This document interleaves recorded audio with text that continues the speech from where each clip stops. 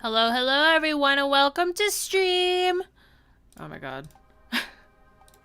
It's been a bit since I have last been on a stream. It's been a whole year.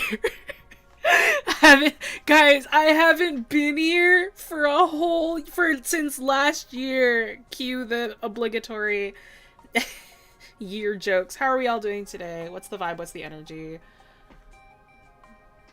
How are we all doing today? I am absolutely alone in this call. For sure. Nobody else is here with me, of course.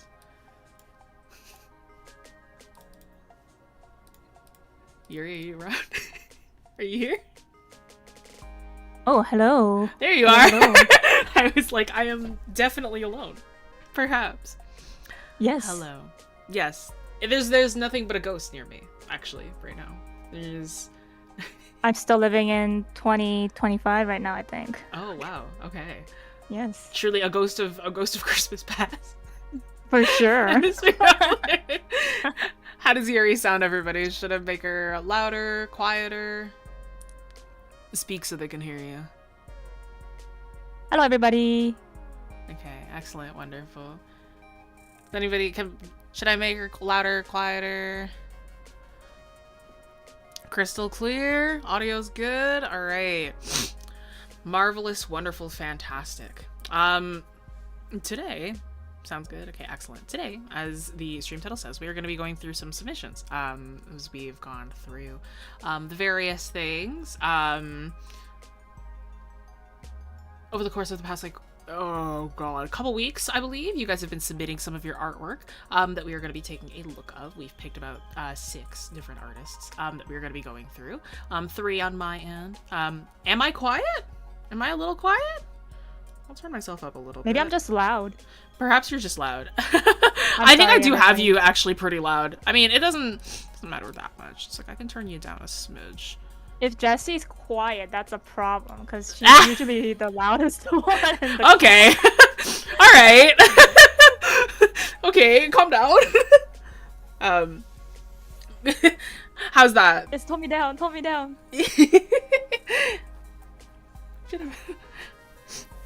She's right. Okay, Oz. All right. Friend of mine in chat. How dare you? Yeah, right. Why am I here? Okay. My little quiet. Is audio's better? Okay, wonderful, fantastic. That's what's important, is that you guys can hear and it sounds okay. But yes, we're going to be going through some submissions. I picked 3, Yeri picked 3. We're going to kind of take turns sort of leading the helm on both of them, on our own picks, for the different feedbacks and general drawers that we're going to do for each one. But yes, before we get into that though, oh boy, I haven't done this in a whole year, guys. Let's see if I can actually... Let's see how well I can do this. It's been a whole year. Let's see how well I can do this spiel. Because we here at Wing Canvas, our mission is to make art education easily accessible to everyone, so join us for free live stream lessons on YouTube every week and level up your skills with our community of art nerds. More than just a YouTube channel, we are an online school of illustration and visual storytelling dedicated to helping artists turn their passion into income. Huge shout out to our amazing students and members for supporting our mission. We love seeing your incredible artwork and watching you grow in our classes and our weekly critiques. And if you want to dive deeper, join our Discord to access stream notes and demos, exclusive artwork, art challenges, and more free resources to help you improve. So come connect with fellow art nerds and get inspired. That was actually pretty... That was a slay. That was actually pretty sick. Smooth. That was smooth. That was smoother than usual, actually. That was kind of sick. That was actually pretty good. Schedule right. Nice and snappy, yeah. I have to do it fast. But alright. Let's get into it then. Let's jump straight into it. First one that I picked first was this lovely one by Eric Duncan. Oh, do you know what I should have done? I should have kept the... Oh, my bad. I should have kept the... what do you call it? Ugh. I should have kept the friggin' spreadsheet open so I could see what they said. Let's take a look. But yes, this was submitted by Eric. Where are you? Eric. This person said they were trying to go for the sunset glow that some pictures have, while also adding other multiple light sources. Piece to about 24 hours from all the objects that are in it, and having to light or shade everything. I know I messed up in a few areas. Well, okay. Well, you don't have to put yourself down immediately. Is that you? Is the person in chat right now? Are you artist in chat? Is that artist in chat right now? XVR? Or are you just spamming to spam? Is that just what's happening? I can't tell. But no, this piece is lovely. I picked this mostly because I feel like this is a really, really good example of like, this is a really good example of like, oh, there's artist in chat. Hello. There we go. Thank you, Kevin. You're artist in chat. Everybody point artist in chat to Eric Duncan. Thank you so much for submitting. Yeah, I was like, I couldn't tell if that's like the artist being silly or if that was somebody just spamming. But yes, I picked this one because I am a really big artist in chat. I'm a really big fan of just a ton of detail going into artworks. I love just having a bunch of random crap because I love really, really busy compositions. The thing with really, really busy compositions, though, is that you cannot overcomplicate it. When you have, yes, all the pointing. When we have a really big composition and we have a ton of stuff in it, you have to simplify everything else. And it's like, I understand, it's like, oh, I want to shade in every single one of these little objects. I want to do all of this tiny little detail. It's actually hurting your piece more than it's helping it. A lot of the times when we have these sort of big, like, lighting, or big compositions like this, our lighting ends up getting, like, super simplified. And, like, even though we have all of these objects right here, frankly, what I would have done is I just would have, like, if we just take, like, a big multiply layer, I'm gonna pretend that, like, this is, like, fine. But, like, if we pretend that this isn't quite as lit, but, like, if we, like, take this, like, frankly, all you really needed to do...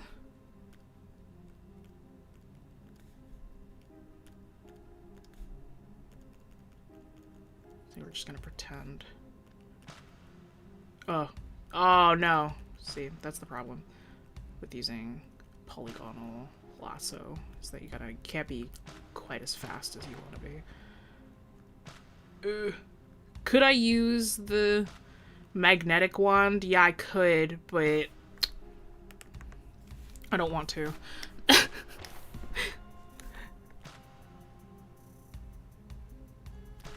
Am I perhaps making it a little harder for myself? Maybe, but that's the love of the game, baby. Alright, let's see.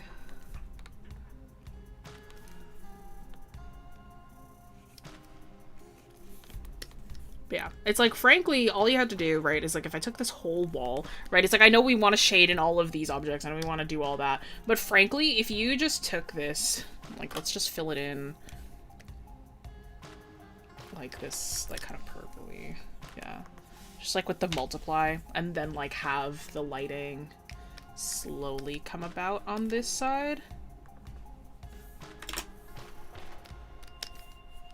so it's not as intense. You feel that difference? It's like, it suddenly, like, it almost removes some of the information that's going on there. But by simplifying it just a little bit, now we're focusing more on our actual focal point, which is right here, right? We're focusing on the actual stand-in, the actual person, which is right here, right? This is our real focal point right here, right? We want to kind of focus in on the actual thing that we want to pay attention to, which is both the cauldron and the person, right? Because all this little detail in the back, it's fun, it's great that it's there, keep it, but it shouldn't be the thing that we're focusing on. It should be something that's kind of off to the side, so we can use our lighting to sort of hone in on something like that, right?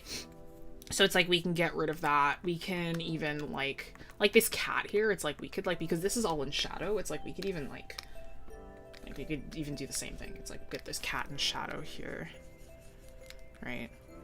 And, like, the eyes are a little bit less prevalent. And then, like, just have, like, the shadow of the cat. Kind of like that, going there. So it's not as, like, crazy. Right, same deal here. It's also from the direction of the window, so we want to make sure that all of our shadows are also, like, going in this general direction, so it going directly down, it feels more like a reflection than a shadow. So it's like, we'd actually have the shadows kind of going in this way. Right, same deal here. This cauldron is fine. Right, this in the back. It's like I would even shade this a little more. Let's make this a little bit less saturated, yeah. So like I would even add even more shadow into this. Right? You see what I mean? It's like like by kind of taking away some information, it's like we're almost, here, it's like you feel that difference, right? It's like we're almost honing in on the actual section that we want to pay attention to, right? And it's like, it is important to kind of like almost like shrink down into like that section. You could even have it so it's like we have more shadow on this person too. It's like if we just like, yeah, because if you zoom all the way in, it's like you did all that to the pupils. You can't really tell. You zoom out and like the only thing that we see are the pupils. We can't even tell that they're irises, right? And it's like because all those little details are kind of getting lost. A big thing with like really big, complicated pieces like this too is it's like the thing we want to focus on is that big picture, right? And it's like the fact that we have all this going on in the background here as well, it's like it's hard to focus on the big picture because you focus on the little picture, which is realistically not what anyone's gonna see, right? So we could even like shade this in a little bit more and give us a little more attention to the side that's facing the sun, and then like we have like a little bit here that's like getting the cauldron light, but overall it's like we have more shadow going on here from the light source. Right? And again, you feel that difference. And then it's like, it also feels like the light source is now properly coming from here too. Right? It's a very, it's like, it almost doesn't feel subtle, but it is. Right? And it's like, again, it is us focusing in on this section. An additional thing that we could even do is like, if I took all this, let me just merge this really quickly. If you really want that golden hour-y kind of, that golden hour-y kind of like look, it's like you could turn up the saturation just a little bit, and it's like gives it like, it's super subtle, like extremely subtle, but it gives it more of that kind of orangey feeling. You could even turn that up even more. It's like if you just kind of did like that. It's like that, like, it is, yeah, it's like, it's super subtle. It's like you could turn it up just a little bit more, like that saturation, just bump it just a smidge more, and it gives you that. I am also a fan of working like very desaturated, so I get it. But it is, what do you call it? Sometimes it can get lost. Like if you like over render stuff as well. This is an example of what I would call over rendering. Like when you like focus just a little bit too much on all of the tiny little details, it's like over rendering can happen pretty frequently. I'm trying to think, is there like a big piece that I've done recently where I'm like, that is a good like example of like, let's not put in all these random little details in the background. Well, I mean, I guess the last big stream piece I did that I had to take some extra time to do. Like, I guess you could take this one, because, like, this one as well, it's, like, all these books here. Do you think I spent time actually going through every single one of these books? No, man. I took a book brush, and I was, like, good enough, and I kind of put it there, because, again, nobody's gonna be focusing on these.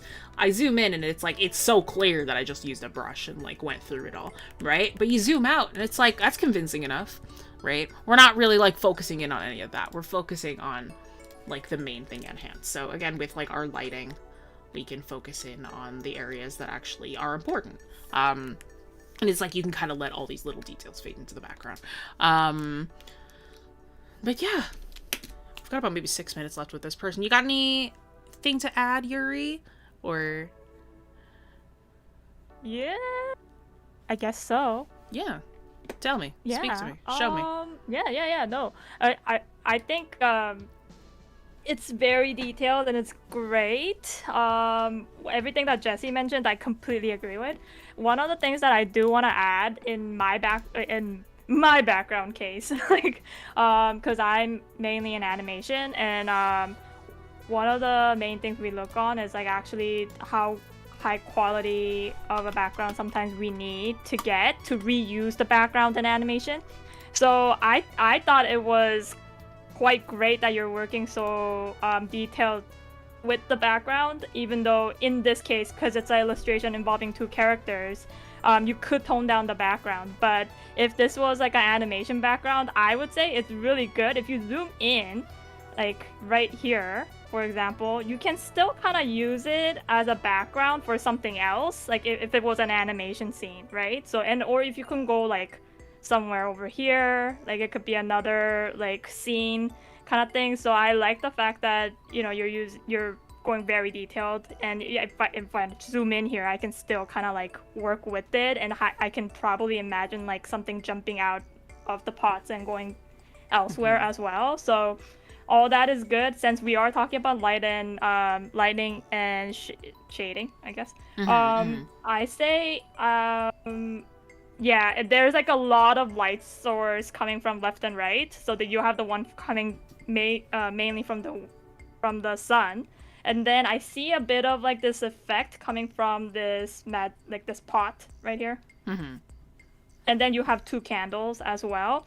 I have a feeling maybe just two, like starting off with a busy background like this, maybe start with one or two first, and then you can kind of like have like other reflected lights that can kind of like bounce off of each objects, then having like 4 different kind of light source as well, because you have so many stuff. I think maybe one light source would be better too, but then since you have this like effect that's like popping and going up into the ceiling hole, so if that was even more brighter in blues and stuff like that, and that would have been more interesting for this scene, for this type of illustration. But I just wanted to say, I really feel this fish. Right like, I don't know why the eyes are so alive. No, I get it was like staring. It was staring into my soul, and this like all these dots and on this fish was just like so like busy and real. So this fish is me. Yeah, just wanted to put it there. Yeah. Yeah, for the fish sure. Is me. The fish is me. Yes. Excellent. Good stuff though. Yeah, I just realized I messed up in setting this up. Hang on. I just realized. I'm like, oh wait, hang on. Now I know what I did wrong. I'm like, something feels off about the way that I set up this entire stream. There we go. Now there's an animation that plays when we swap between us. Okay, great. Oh, I was like, something feels wrong. I was like, I did something wrong. I know I did. There we go. That's better. Okay, excellent. Yeah. Excellent. Wonderful. Yeah. No, I love this one. I do also feel I love it. Yeah. It's really fun. I love big, super busy kind of backgrounds. Yeah. And I think that they... lot to see. Yeah, there's lots and lots to see. It's like, it does... Yuri's right. It's like, depending on what you are working with, it's like, I'm talking from an illustrator standpoint. Thank you for the $2 donation. From an illustrator standpoint, it's like you think a little differently versus like an animator standpoint. So it's like from an illustration, it's like we want to kind of think of the big picture more. But for animation, it's like you might want to have areas where you can zoom in more, and you might want to have more like smaller details and stuff like that. So important to think about, important to know as well. Yes, thank you for the $2 donation. I appreciate you. 26 hours. That's crazy. That is crazy. I don't know when the last time I spent over like 8 hours on a piece. Oh, my face will be exactly like that fish over there. I feel the same way. Hours. Oh, yeah, no, I'm just like, yeah, I think the longest I've ever spent on a piece was like 70 hours. That was when I was like really young, and like I didn't really know a lot about backgrounds, so it's like I was just spending way too much time on things, and it's like now I'm like, I'll be damned if I spend more than like 8 hours on something. I'm like, you cannot force me. My back will be breaking at this point. I literally have scoliosis. I cannot be like that anymore. But okay. Thank you so much for submitting, Eric. Claps for Eric. Everybody say thank you for letting them submit, and for being brave, and for letting us take a look at your work and credit. Y'all name the fish? Oh my god, Yeri, what do you want to name the fish? We want to name the fish? Yeah. Artist in chat is asking us to name the fish. Oh my goodness. I don't know. Jesse, what is it? Uh, what is a fish? You know what? I'm feeling we name him Fih. F-I-H. Fih. I like it. Fih. Because that's just kind of the mood that I get from looking at him. Like seeing like his emotion. I love Fih. I'm a big fan of Fih. Fih. But yes, Fih. I love it. Fih. Everybody. Fih. Fih. Everybody claps. Thank you so much for submitting. To the artists who have submitted and the artists that we are working with, at the end, if you would like to reach out to any of us via Discord, we will be offering these working files to you. So whatever we decide to draw on top of the files, whatever we decide to paint over, or if we write notes or anything like that, you are able to grab these files from us after the stream ends. So make sure to reach out to admin over on the public Discord, and they can get us in touch with you, and then we can hand you your working files. So just let us know after stream ends. And we will gladly do that for you. But yes, next individual was chosen by Yeri. This is Ether. Like we had to get a background in here as well. This one is lovely. I love this one. This one's really cool. But yeah, Yeri, you picked this one, so let's. Yeah, I mean, I did pick this one. Yeah, take the reins. All yours. Yeah, so this one I picked because I think it was the only background submission, I believe. Everything. It's one of the like, only ones, yeah. One of the only ones, yeah. So that's why I thought it was interesting to cover it, and a lot to talk about for sure. I don't know if the artist is in here joining us, but so one of the things that I liked about this was definitely the whole floating, this like boulders island up there, and then all these little things that are coming down as well. These were quite interesting. One of the so before I get into the lighting part, one of the things that I would focus more on before the lighting is actually the form and the shape, perspective, and all that basic stuff. I'm saying this because one of the things that I was kind of debating on when I was like thinking about what to talk about is the style of this background. I wasn't sure if this was going to be more simplified like kind of like cartoony simplified background the artist wanted to kind of like come across. The only reason why I was thinking it's not super highly realistic is because of these little dots that they put in. I wasn't sure if this was supposed to be the lighting effect that they wanted, like the highlight effect that they wanted to add, or if this was just a style that they wanted to just put it on these mountains or hills. So I brought in some examples that I thought it worked really well on this type of style of art, mainly for concept art. Again, another guest that's like prepped. You have stuff. No, I'm like, you're prepped. No. What the heck? I wanted to. I'm sorry, Jessie. Showing me up. What the heck? This might be. I had to prep because this might be my first and last stream. Who knows, right? I had to make my blueprint. Okay. Fair enough. This might be my grave. Who knows? That's crazy. Yeah. So normally when you do these type of concept art like style backgrounds, you put a little human being here sometimes. It could be a horse, but you put somebody here, mainly to show scale. You want to know how big this world is going to be. So you have this guy right here, and then you have this guy right here on this one. By the way, this is by Pixelcat on ArtStation. So you can check their workout as well. They do a tons of these type of backgrounds. So yeah, if it was this realistic type of background lighting that they wanted to do, definitely drop these little schools. That would definitely help. But again, the form or the shape, it's very like straight down here. Everything's dropping. So I would say you can even like go a little funkier, play around with different, you could get a little weird in these type of shapes as well, so that you don't have to go straight down, because it seems like everything's going down, in like ones. But even these little ones, I think you can just like play around and go around and play with bigger shapes, small shapes. They'd be a little random, and so that's one of the things that I realized was I wasn't sure if this artist wanted to kind of like go into more detailed, realistic background style, or the cartoony one, which do exist. I sadly couldn't find any good examples for that, but I found this other realistic one. And as you can see, this one also has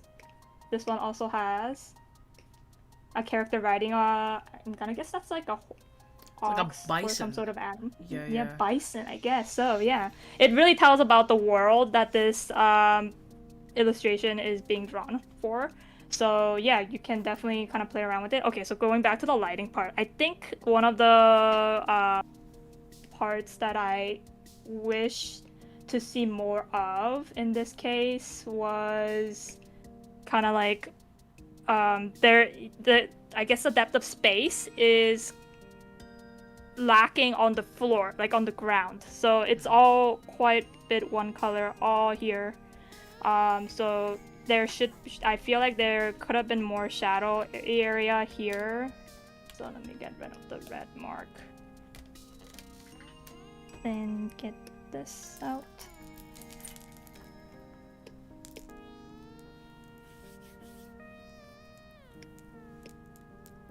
So right here, maybe. Because I'm just guessing, because this is right here. So I feel like all this should have been somewhat darker. And then you have, boom, all this island that's floating up here. But this one, it's so dark. It's so like light. I couldn't really see how many of them are actually floating. So I'm guessing there's one here. There's a bigger one right here. Well, and then there's another one. Right here. And another one. So because I'm guessing there was like a white gradient layer that kind of like affected almost everything in this area. That's why it kind of like it hit everything that they've drawn. So I would kind of, tone it down a bit and maybe added that gradient light all the way back here, so it's like really far. But then anything here, it could have been still sharp, and we can kind of still make out what's happening. Same with the little floating ones too. I think it would have been better if we saw more detailed on these ones. So you can kind of see from these examples, like you can, all the way back here. This is basically one shape, right? But we can still make out these guys quite sharp, and not too. It doesn't have to be super detailed, but you know that it's there and it's dark. It's dark for that reason in these middle grounds to make out the shape. And then yeah, so I think it's just hit the. I think the lighting was a little too bright, and it was white. And it kind of like blended a little too much with the sky, which was also very light. So stuff like that. I think if it had like variety of different mainly shading, because you got way too much of a very strong lighting happening here. So if that kind of like balanced out nicely, it would have worked better in my case. But again, I think before you start working with the lighting, form and shaping of these hills and boulders and mountains, I think if you kind of had a better understanding of shape, then when your lighting hits, you would know how to work with the lighting and shading as well, because then it seems like it's very flat. So, and I do like these textures, believe it or not. You have these like textures that kind of like I love go them. downwards. Yeah, I do like Those it as a lines are so stylized. cool. Yeah. So if we understood the form or how this shaping kind of like was supposed to work, then we can add more textures a little more, depending on the direction that they wanted to go. But it just seems like it was very cut out at first. So yeah, that's one of the only things I would that I noticed, and I was fighting in my head how would I make this little better. But I really do like this dark one that's coming up right here, because then as you can see from these two examples, they're completely different artists, but you can see how these this, and then this is the darkest part as well, right? And it gets lighter. So it's not unheard of, and it's there. It was happening on this piece too, and I think it could have worked better. And it's okay if you also kind of like, take the same shape. It's okay. No one's gonna know, I guess. So yeah, I think it would have been instead of until but yeah, it just goes because everything was going so like linear downwards. It was not bad to look at visually, but even like just turning it around, like, in and out a bit, it would have been better than going straight down. Again, if you were planning to go straight down, that's gonna be very very simplified, like I would say cartoony style, which I don't mind. And that's a different type of talk for sure. But because I was debating how the style was gonna, how this artist wanted to kind of keep this style. Best thing to do, I would say, is to definitely kind of like figure out the form and the light and then the shapes first before adding all these lightings and shadings, because then we need to know exactly how this is gonna look in this world that they're creating. But yeah, I would say I would definitely say lighting could be very easy once you get the shape and the form down first, so that would definitely help upgrade this piece a little more.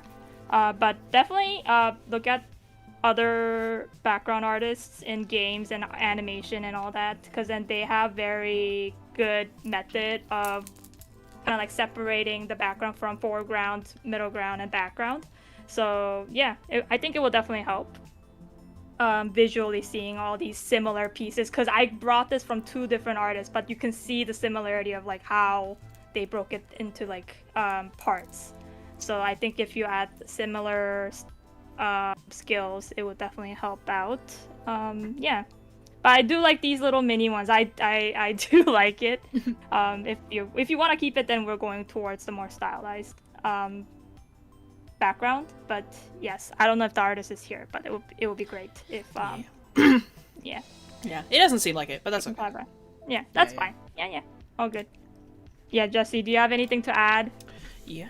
No, I mean, I love what you're talking about. I'm like, so true. I like this, like changing the, like, you're so right about like adding like more layers of depth. Like if we we just change this one a little bit, it's like give this guy a little bit more attention right here. It's like you can even like pull up some of the grass here as well from like right there, because there's like that little bit of grass texture that gives this guy a little bit more information. But it's like it helps almost frame the entire piece a little bit better, which is nice. And then it's like this extra shadow here too, like if you were to like, we just kind of take it from the already existing kind of color palette, and you just like really quickly like just go in and give this like more of a shadow here.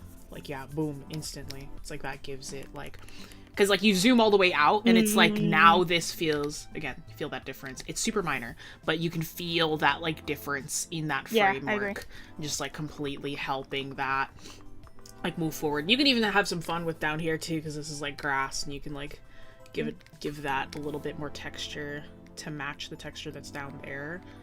Like, I love doing that. It's like just give it a little bit of extra pizzazz, just to make it still feel like it's part of. Yeah, even that already looks like it has like, spacing and like depth. Which is great. It just already gives it like a little bit more visual separation as well. And it's like that gives it just a little bit more oomph, a little bit more visual interest, just a smidge. And it's like that, just that little bit of extra lighting. And then it's like you could even like giving it a little bit more staging. It's like you can just even slightly, just a little bit of darkness here too. And then it's like it feels like we're coming out of like almost like a, it's like you can almost imagine you're stepping out of a cave this way. And it's like there's like a ravine here. It's like you started in a cave and you're walking out into a ravine that opens up into the world again. And it's like that kind of gives you, again, it gives you more staging, it gives you more energy. And then again, like the little person here would give you I agree. an idea, of how big the space actually is. Yeah, this is like adding just a person in there, a little starman is what I've heard some concept artists call them. It's like it gives you so much information. It's like just Yeah, I agree. it's like, oh, it's like is the space this big or is the space this big, right? Depending on how large the actual person is in there, it's like that tells you a lot about how big the space actually is. Because it's like if the person is this big, then you're like, oh, this actually isn't that large. But if they're this big, you're like, oh my god, this place is huge, right? And it's like that'll change that up for sure.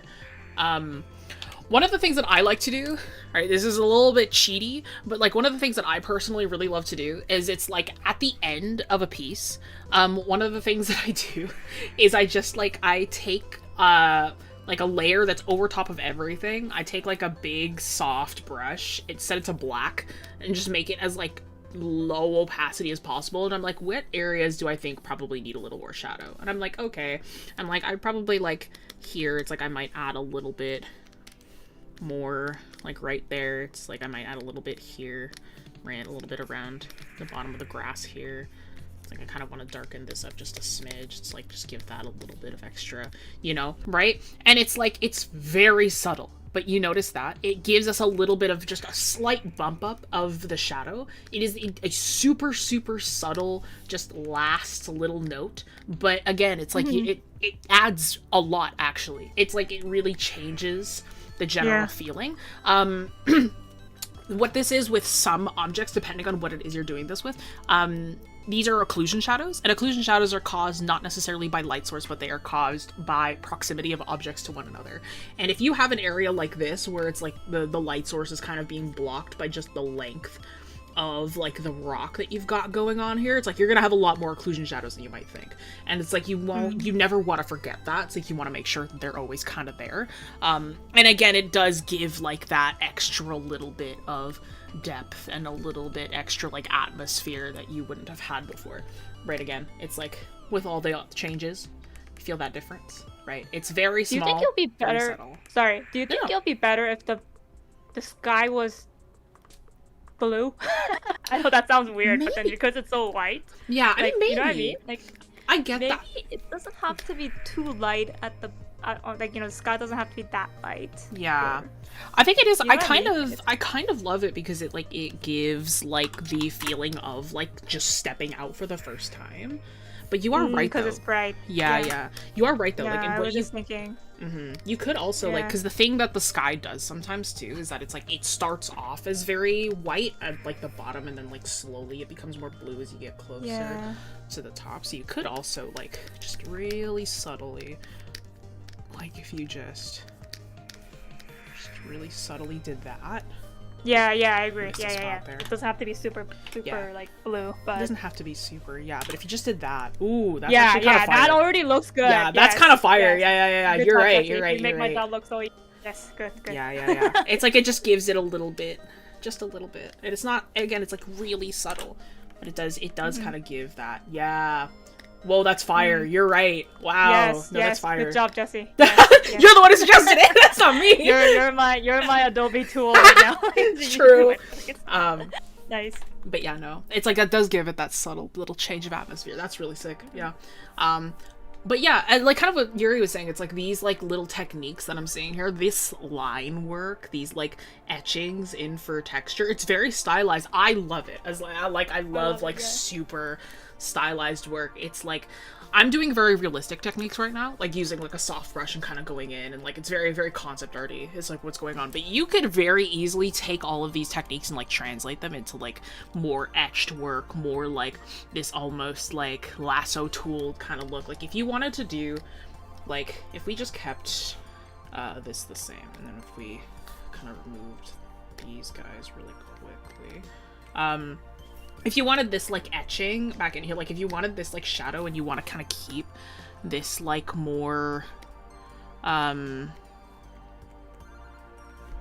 this almost like cartoony polygonal sort of look, totally okay. I think like you can totally do that. It's like I would maybe do it with like a lasso of some kind, so that it's like you keep that like general kind of like you keep that sort of cartoony look, right, instead of it being just a little too realistic. and then it's like, then you get that kind of like, it's like this versus this, right? It's like, it's very, it like, it just lends to each kind of style a little bit differently, but that sort of depends on what your final product that you want to happen. And you feel the difference with the not so cartoony one and the difference with the more cartoony one, right? And it's like, it depends again on like what kind of style that you're hoping to do and what kind of style you're hoping to achieve by the end. But yeah, atmosphere is very important, and if anything, again, look at other artists, look at references kind of important. But yeah, all right, claps for either. Thank you so much for submitting. Thank you for giving us the opportunity to critique your work. Again, reach out to us reach out to the admin after the stream. We'll gladly give you your working files that you can access afterwards. Sorry, in the middle of like you giving crit, my mom walked in and gave me Tim Hortons. So I have Timbits and a French vanilla now. Yes. Okay, marvelous. Next person that we have on here. Oh man, I'm gonna butcher this name. Leek? Ike? Is that an I or is it an L? Oh no, man. Let's see. Let's take a look.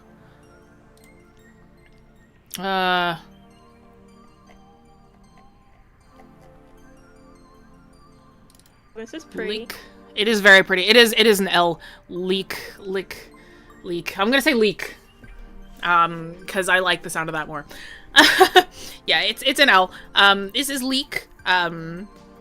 Leek submitted.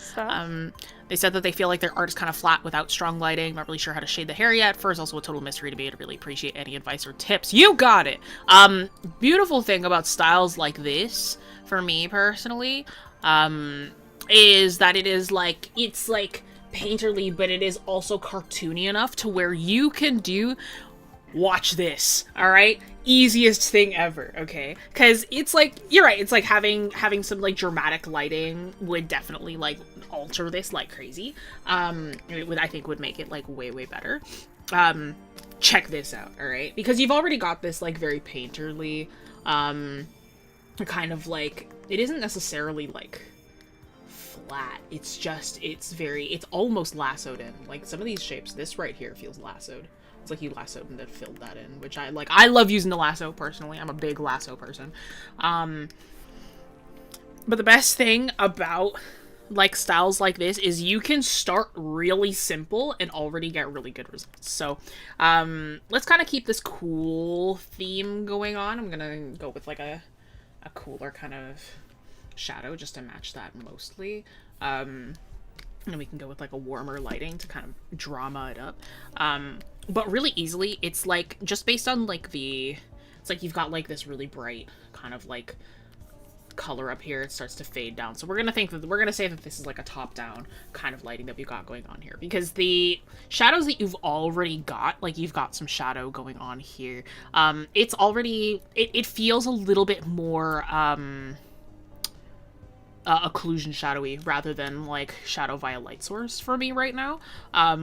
Which is like, that's not a bad thing, it's just you're missing like your dramatic lighting that encompasses everything, by comparison to just the shadow that should be there because certain objects are there, right? We have 6 submissions total, so this is number 3. It's like, if we just kind of do the top down thing, it's like, let's just do a shadow over everything really quickly. If we just do one big thing.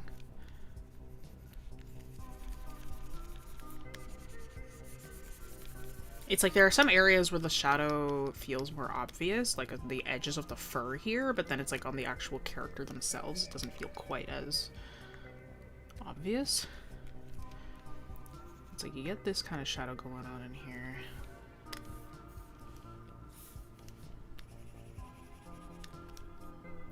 We can have light at the top of the fingers, top of the hands, stuff like that. So the top of the chest here. It's like there will be a cast from the head, goes down onto the neck.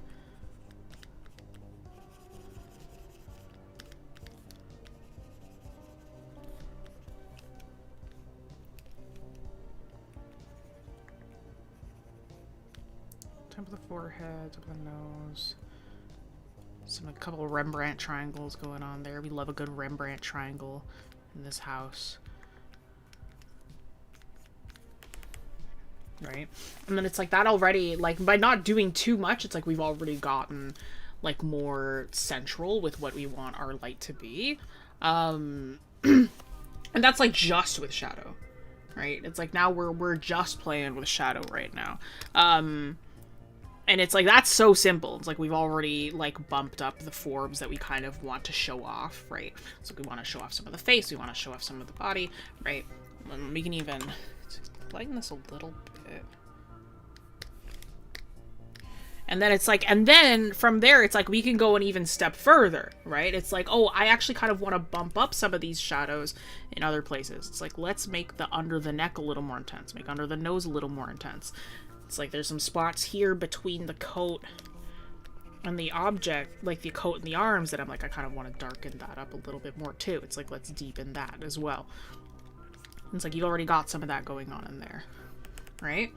And then it's like, from there too, right? It's like, again, more minor differences, but we're starting to work smaller and smaller as we get into more and more details, right? It's like we start to kind of pick apart different small little areas where we're like, okay, it's like we could probably darken this, we could probably lighten this, right? Like darken it even further, lighten it even further, because of like it's like, feel that difference, right? Automatically. It's like, that, what is this? It's like 6 minutes. I've barely done anything, and it's like that already feels like, oh, it's like now I can feel the forms now, right? Because now it's like, if occlusion shadows are kind of telling us proximity between objects and like helping us get that little bit of extra like oomph to our shadow, the overall like cast shadow is what tells us what our actual forms are to begin with, right? And then after we've done kind of this, it's like, okay, and then we can add even more subtle things. There's a fun little trick that a lot of artists do, is something called subsurface scattering. And subsurface scattering is what you do when you want to, when you're adding shadow and light on top of translucent figures, translucent objects. So you're gonna have subsurface scattering with like skin, fur, hair, like stuff that gives the illusion of that it is not completely opaque. So around the neck, around like the nose, you can add like this little bit of red here. And it's like, the reason why it's red on skin is usually because we have blood. So so when light passes through the skin, it like gives it like this kind of warm feeling. With fur and like hair and stuff like that, you might not use red. You could, but like I like to use red as like a stylization thing. Most people, you can just use like a lighter version of the shadow if you wanted to. That's like very much a personal choice, but again, like I like to use a kind of reddish sort of tone, because I think it just gives the shadow a little bit of warmth that it doesn't have normally. And then you can do the same thing in the hair as well if you really want to, but you don't have to. And like, once again, it's like the before, the after, right? It's been less than 10 minutes, right? And that already feels like, it's already like, oh my god, it's like, it feels a lot nicer now, right? I've only been doing the shadows though. We haven't gotten to the light yet. Now, a really big thing as well is that the light is coming from up here, right? And it's like our light, the farther that we get away from it, the crazy principle to think about, the farther we get away from our light, the less strong it's gonna be. So we won't have that same strength going throughout the whole body. One thing that I like to do on just like my general illustrations is like, I like to give each of my hues that I'm working with just the most subtle of like gradients. And it like, what that does is it kind of helps show off that like we have like light like diminishing as it goes farther down the body.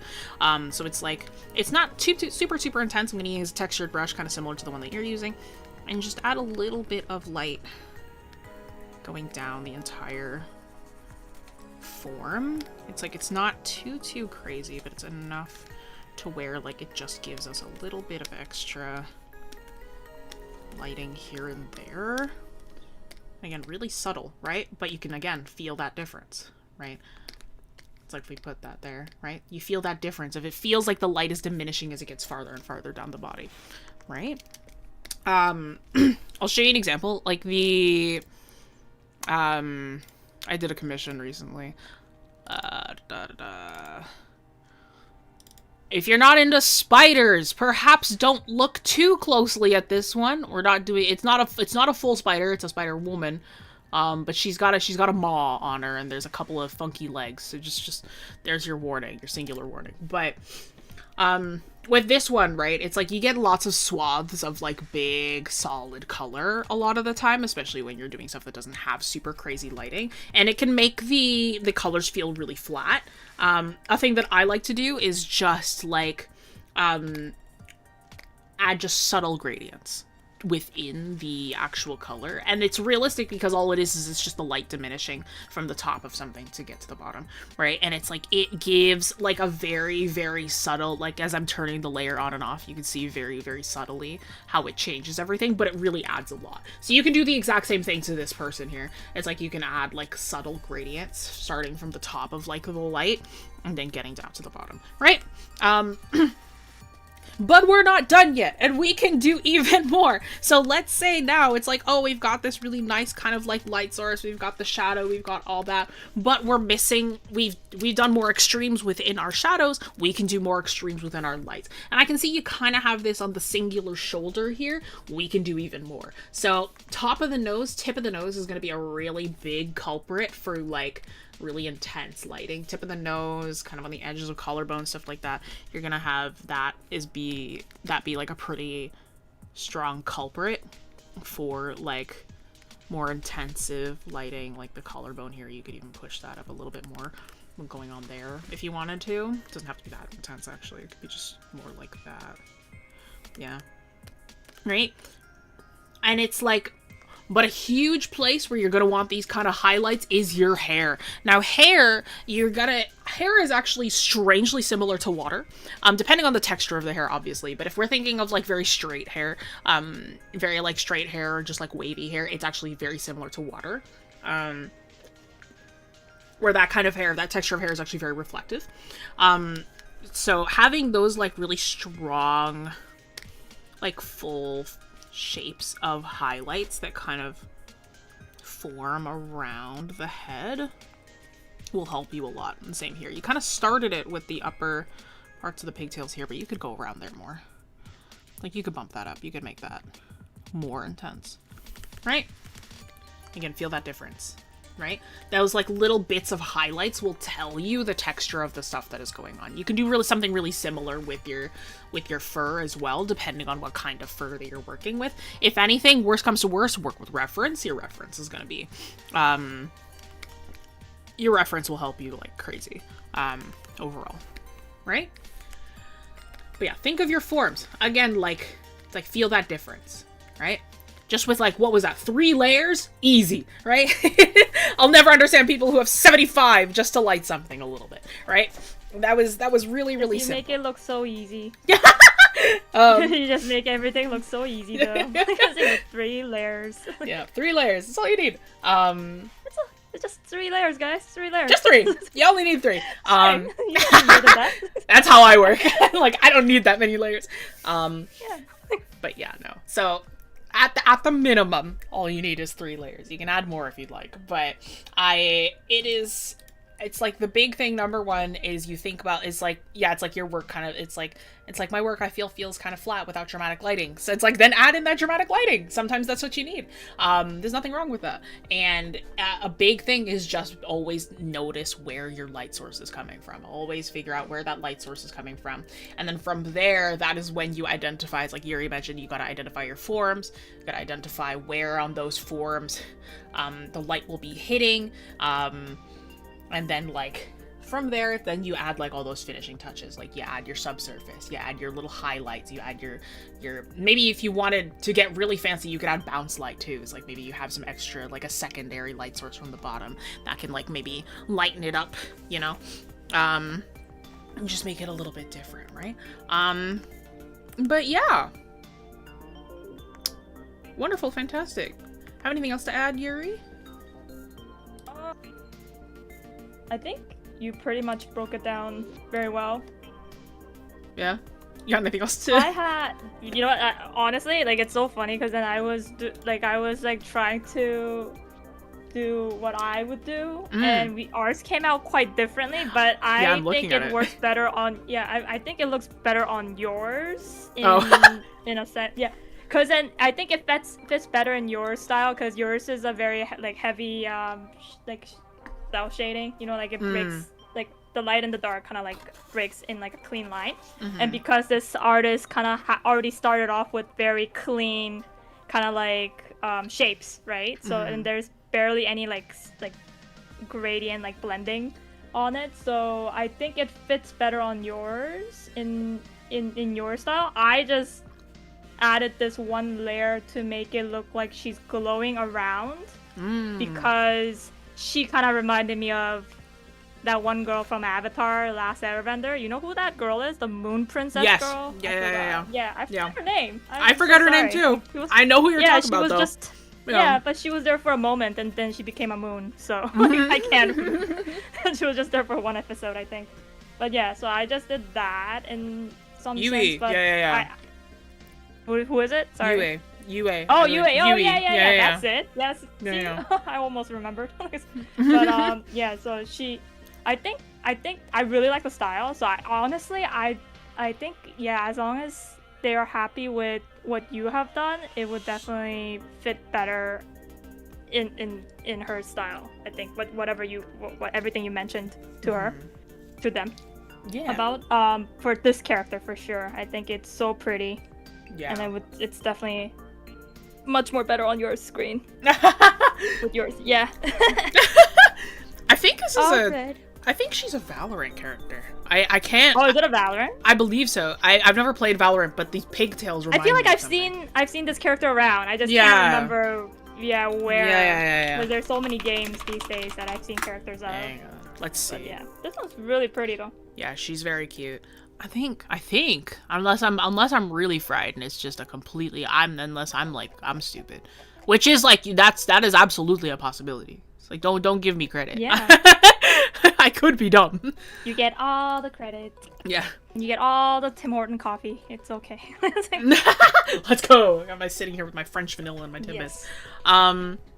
But yeah, I mean, I was also making assumptions just generally with my with the lighting. If Yuri's is a little more accurate, like you were hoping to light from behind, then obviously the shape of the shadow is going to be different, and the shape of like the everything that you're going to be working with is going to be different. But I'm like, just based on like what I was looking at from like context clues around the figure, I'm like it looks like kind of like a top-down lighting perhaps. But yeah, no. No, I think yours fits better in that style. That's why I was like, I think everything that you mentioned is fine. Okay, fair enough. Next. Fair enough.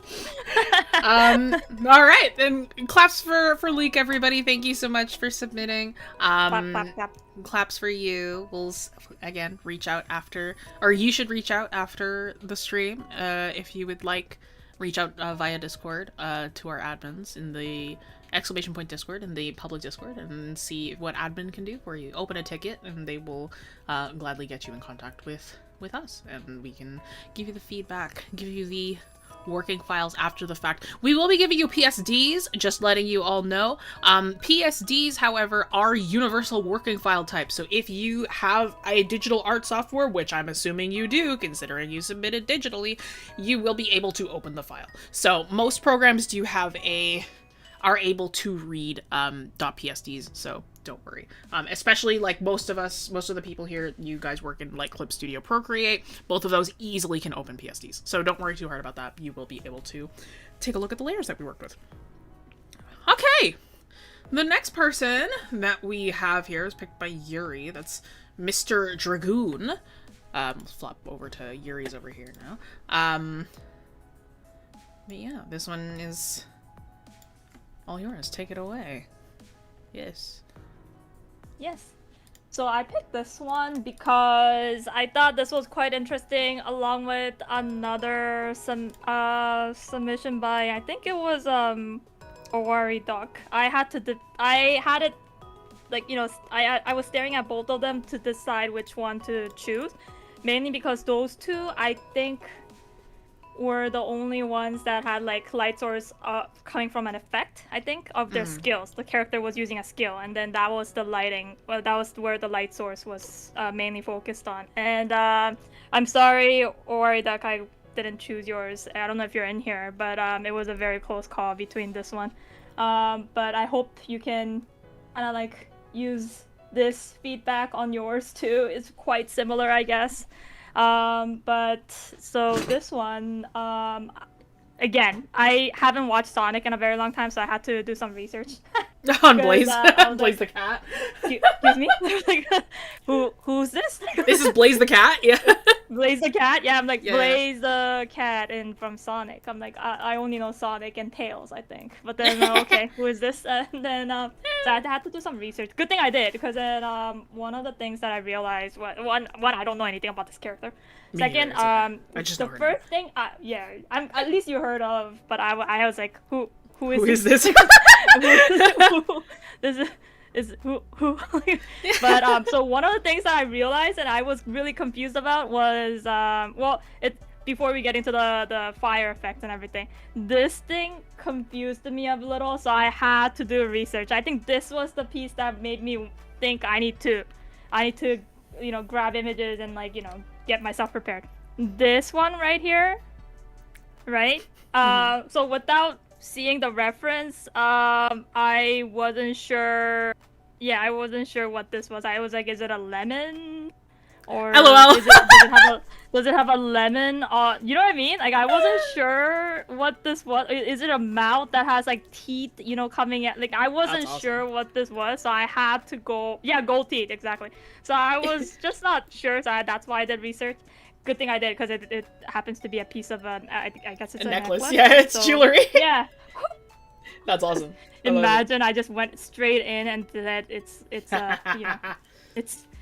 so is that a lemon? Like, imagine I said that. LOL. Yeah, I think because it's so close to this fire effect color yellow, it was kind of hard to like it.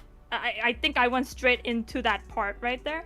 So I think I personally, I think I would have changed this to like a different, I would give some sort of like shading of like a,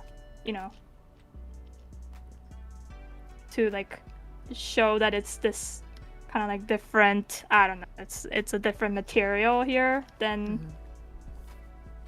this fire, especially since it's so like it's so bright. I think that's what they were trying to do. So I would tone this down a bit as much as possible, so that it doesn't like get in the way of the storytelling that they were trying to pull. And then I would even. Sorry, Jessie. Sadly, I'm not the type of 3-layer person right here. You can see I have easily over 500. Oh my god. But yeah, like could never. Like tone it down, like I could never. Easily over 500 sometimes. Yeah. So like I would have like toned it down a bit so that it's kind of like not too focused on, because it's also kind of like right underneath the face of the character, so it kind of, we just normally go there, like towards that side. So I would have somehow torn, like, really brought it down a bit. And so the fire one, again, this one, I don't know the comic that well, and I don't know the movie that well, so I had to do some of my research again about this. And it seems like it was, I'm gonna guess that this artist kind of like based it on the comic version over the 3D version. Cross fingers, that's what they meant. But then basically, but yeah, so I had to do some so if you're doing like comic fire kind of like effect and stuff, I'm pretty sure, Jessie, you can like definitely put yourself in here, because then you're more of a comic artist. Well. You want to swap to me immediately, or are we? Oh yeah, no, I'm just saying. Get yourself ready. So in animation, normally fire is an effect. So I normally would not draw fire in a character animation. That's an effect animator's job. And I would not draw the fire effect. I would just draw the character in that pose, and then effect is on the effect artist. So one of the character that uses fire, I brought was this guy, obviously classic. Oh, He's my yes, fave. snap. My fave. So Let's go. so yeah, so if you look at his effect, how he would use it normally, is again, this is very different, and I'm gonna get into it, but they normally have this like glow, you know, around their fire in animation. At least there's no black lines. Normally you don't, because then this is all just, you know, this is how they do all this. This is basically how they make the fire glow in animation, right? I'll show you another example of another classic. I'm sorry, I don't know any of these days fire benders and all that stuff, but I hope I live long enough to see the end of One Piece, but I'm pretty sure I can't, which makes me sad. But No, you know I'm what? just not Actually, gonna make it. the manga's ending. I've heard. So But anime's not. you know We're what? not You got a even good halfway point. there. They literally just said Yeah. season 1 is ending. Yes, So I'm yes, like, yes. I hope I live long enough to watch the end of everything, the manga and the anime. But oh lord. Anyway, That's so you funny. can see here, even this one doesn't have like black lines, right? So it's just like and you guys can also see there's like that faded like glow kind of thing happening all around his, you know, effect, you know, his ability of this fire effect and all that stuff. So you could add this like brush stroke all around and then to make it a little pop a little more for sure. However, there is that one type of anime that kind of like changed everything about this, and that is my favorite from yes, this is never a watched very Demon different Slayer. type of effect that I would definitely felt bad for the artist for, because one, there is so much brush stroke, and it has to fit, because in like the whole style of this anime is basically this Japanese like brush stroke, so the lines are normally not consistent, and it goes thick and thin everywhere, and for it to animate you have to make sure that line stays like as it's moving, it still changes to a right degree of thickness so that it moves smoothly, right? So good thing these effects don't stay around for too long because they're really fast, so they move around, you know, like in like 0. whatever seconds and all of that stuff. But this is one of the few it's like less popular example of fire having these like, you know, black thick lines around, and it's obviously by Rengoku, one of my favorites. They did him dirty, but it's okay. I love him so much. Where is he now? But yeah, so but as much as I wanted to kind of say, oh, just add these, you know, glow for this type of effect on your character to make it glow pop for effect, I wasn't I guess it's a different story if especially since I read the comment and this artist basically said I wanted to make a comic based on this character Blaze, and it would help a lot if, you know, they figure out the lighting and shadow and stuff like that. So I guess I will pass it on to Jessie, because Jessie's more on that side of business. But yeah, like for animation side in my business, this is definitely like we would not use like thick lines to describe fire. If anything, like if anything, it would be a thick red line or thick orange line, just as a shape moving around, and it's like in few seconds, so we will be flipping back and forth for the flickering part. But then if it's a comic style, then it's gonna linger around the panel forever. Yeah. So it needs to be done right. Yeah, it needs to be done right. So yeah, I pass it on to you, Jessie. All right, Like, fire. No pun yeah. intended. All right, let's take this Yeah. one then. Okay, excellent. That's bad on my part. I didn't read that. Draw very often. I want to make a mini comic for eventually versus pencil work and inking. Okay. No, easy. Okay. I actually love drawing fire. For me, my way of drawing fire. Oh, I don't have my gray. I can't work on a white canvas. Are you kidding me? Oh, spoilers. I like. Oh my god, it's so close to the background color of my Photoshop. It's like, where is it? Where did it go? LOL. I I love working with fire. Immediate thing that I noticed while I was working with this, make sure you're always watching for this. So you did it perfectly fine up here.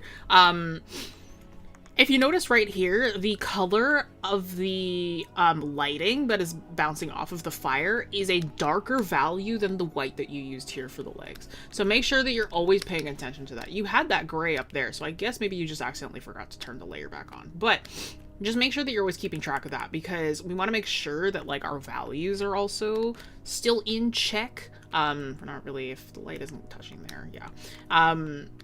We always want to make sure that our values are always kind of in check, right? You want to make sure that the darkness is still dark, as we're going through, right?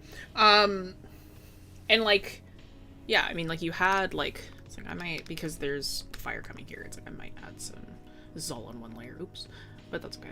It's like I might add some of the extra light here as well. I have a Cintiq and I'm not looking at the screen of the Cintiq, I was looking at my actual monitor. I'm like, you can look down, that's okay. Let's actually look at the screen that your tablet has. Right? And then you can pull out some of that lighting that is coming from over there too. But right, if I just kind of move back here, right? You kind of feel that difference. Right, it's like we bring that lighting back, yes. We bring that shadow back. I feel it. We feel it, yes, excellent, wonderful. I feel it. I feel the warmth. But yeah, I really love this fire right here. This looks freaking awesome. I love these shapes that are going on within here. A really big thing with fire is that like with comic work, we don't have the ability to be like, oh, it's like this flashes on the screen for a second, or it's like by the end product it will look like it is moving, right? We don't have that option. We need to make sure that it looks like it is moving in a single panel. It's like we need to make sure that our movement is there for the entire thing. So we want to make it feel like something is streaking across the screen. We want to make it feel like we can feel that like movement, that energy. And you've done actually a pretty good job. I love the feeling of this going across here. We can make it better though. So if we like started like, cause the light that is hitting Blaze is completely fine. I actually think your light source is great. I love the way that you've kind of centered it on. You've made it very simple. It's like the lighting focuses directly on her face and her body, and the hand here. I think you did a great job with that. But we can make this feel like it is moving a lot better. And one of the big things is it's like if I'm tracking the movement and if it is correct, it starts at the origin point of this hand and it's like streaks across this way, right? And we can kind of have that feeling be a lot stronger, right? So what we can do, it's like, let's say it's like we have just kind of the arm going out here, right? And I don't feel like drawing the whole arm.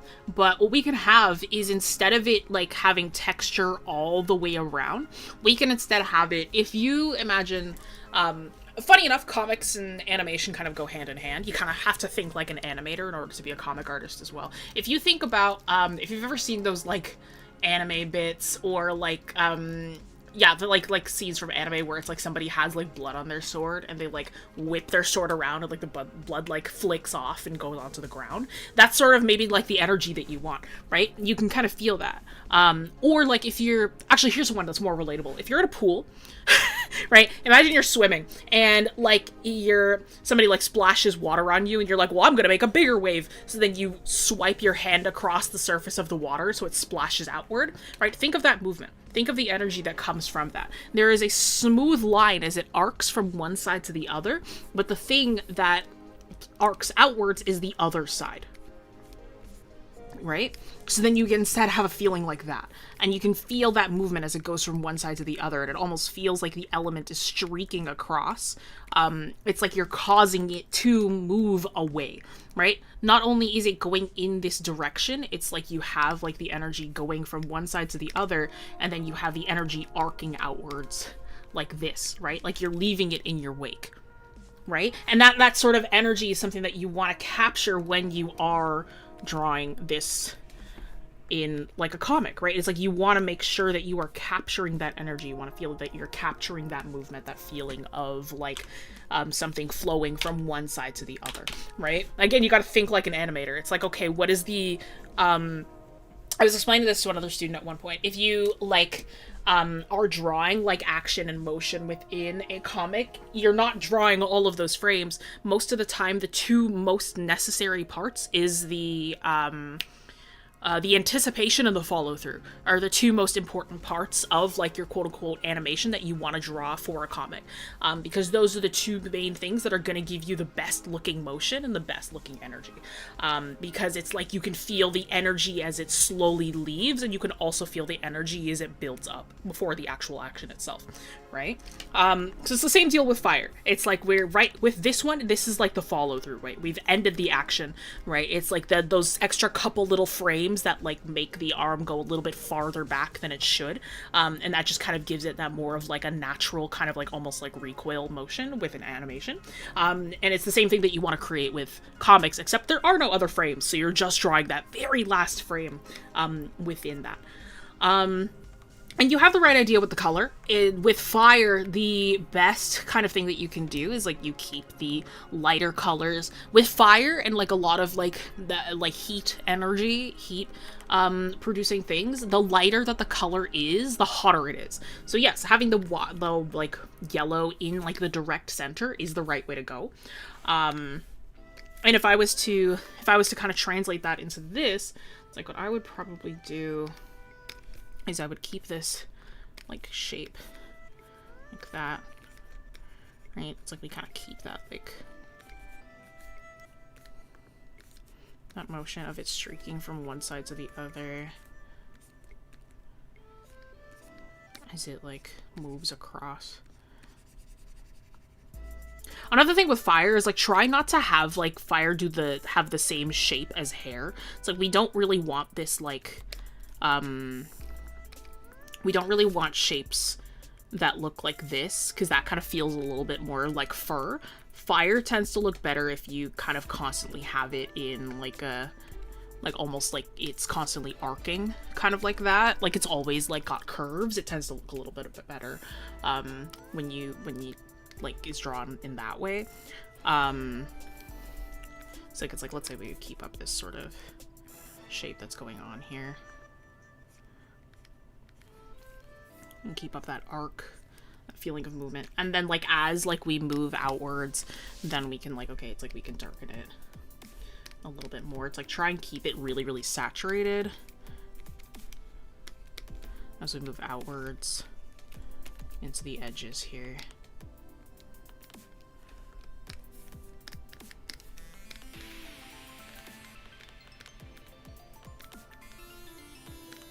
Oh my god, it looks so good. It's in like seconds. It's just like in like seconds. Yeah. And then it's like we just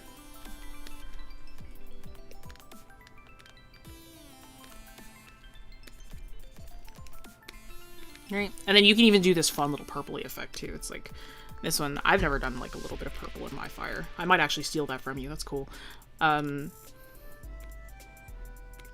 And this is what it means to be an artist, is to see other people's techniques and be like, that's really sick. I like how you do that. I'm actually gonna take that for myself now.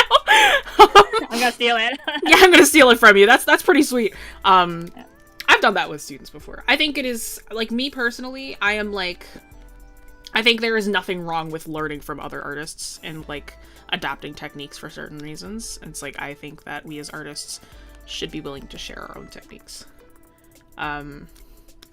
Right, and it's like keeping that like moving farther outward. I think is pretty sweet.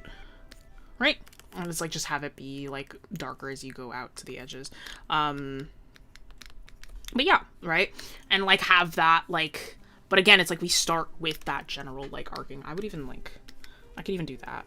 It's like just really have it like nice and bright. It's like you can even, because this is kind of getting farther away from the origin point, it's like, because fire only stays for so long, it's like you can even darken this bit here as it's like getting farther away from the original point there. And like you can like have it slowly arc towards the end, right? But yeah, it's like, so that's like the way that I would probably do fire with color. I don't know if you're thinking of like coloring in this comic. I like to work in black and white sometimes, but it's like I also really like working with color, I won't lie to you.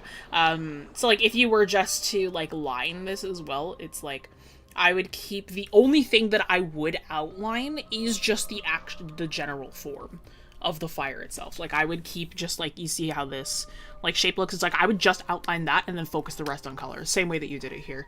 But yeah, don't lose this. This, like, this form right here freaking rocks. Like, this bit right here is so cool. Yeah, I It's agree. like that. That's, like, my favorite part. Yeah, well. it's that lava. So good. Yeah, that lava-y looking kind of point is so cool. It's like if you have, like, it's like that is, like, really sweet if you have, like, a more stationary kind of fire. Again, I'm just going to steal this purple technique. It just makes it look so cool. Oops. I think let's cut that into there. Right? It's like just get the general form of the fire going on in there. Right, you see what I mean by, like, having no, like, sharp bits like this? It's like, keep it nice and, like, arc. Like, everything should kind of have an arc to it. It's like, it just generally makes the fire look a little bit better. I'm just gonna steal the colors exactly that you used here. Right, and it just kind of, it's like feeling like it, like, layers on top of itself is so cool. Like, that's a really cool technique. It's like, it almost feels like magma, like the way that you have it moving in there. Yeah, I agree. It's really cool. Like, I like that form a lot. Yeah, I'm stealing this. This is cool. this is a cool technique. I'm like, I like it. I like it. It's sweet. I'm taking this color. Yeah, I'm taking these colors. I'm taking this, like, layering effect. It's really sweet. Yeah.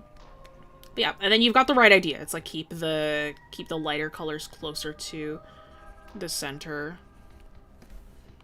And you'll have, like, a nicer kind of, like, layering effect going on, right? It's like, this is sweet for, Very like, cool. That's so sick. That's so sick. So I love keep it. that. I love it. Yeah, it's very Spyro-esque, actually. But yeah, keep that, like, keep this kind of, like, layered, like, magma lava lamp kind of look for stationary fire. It's gonna be so fire.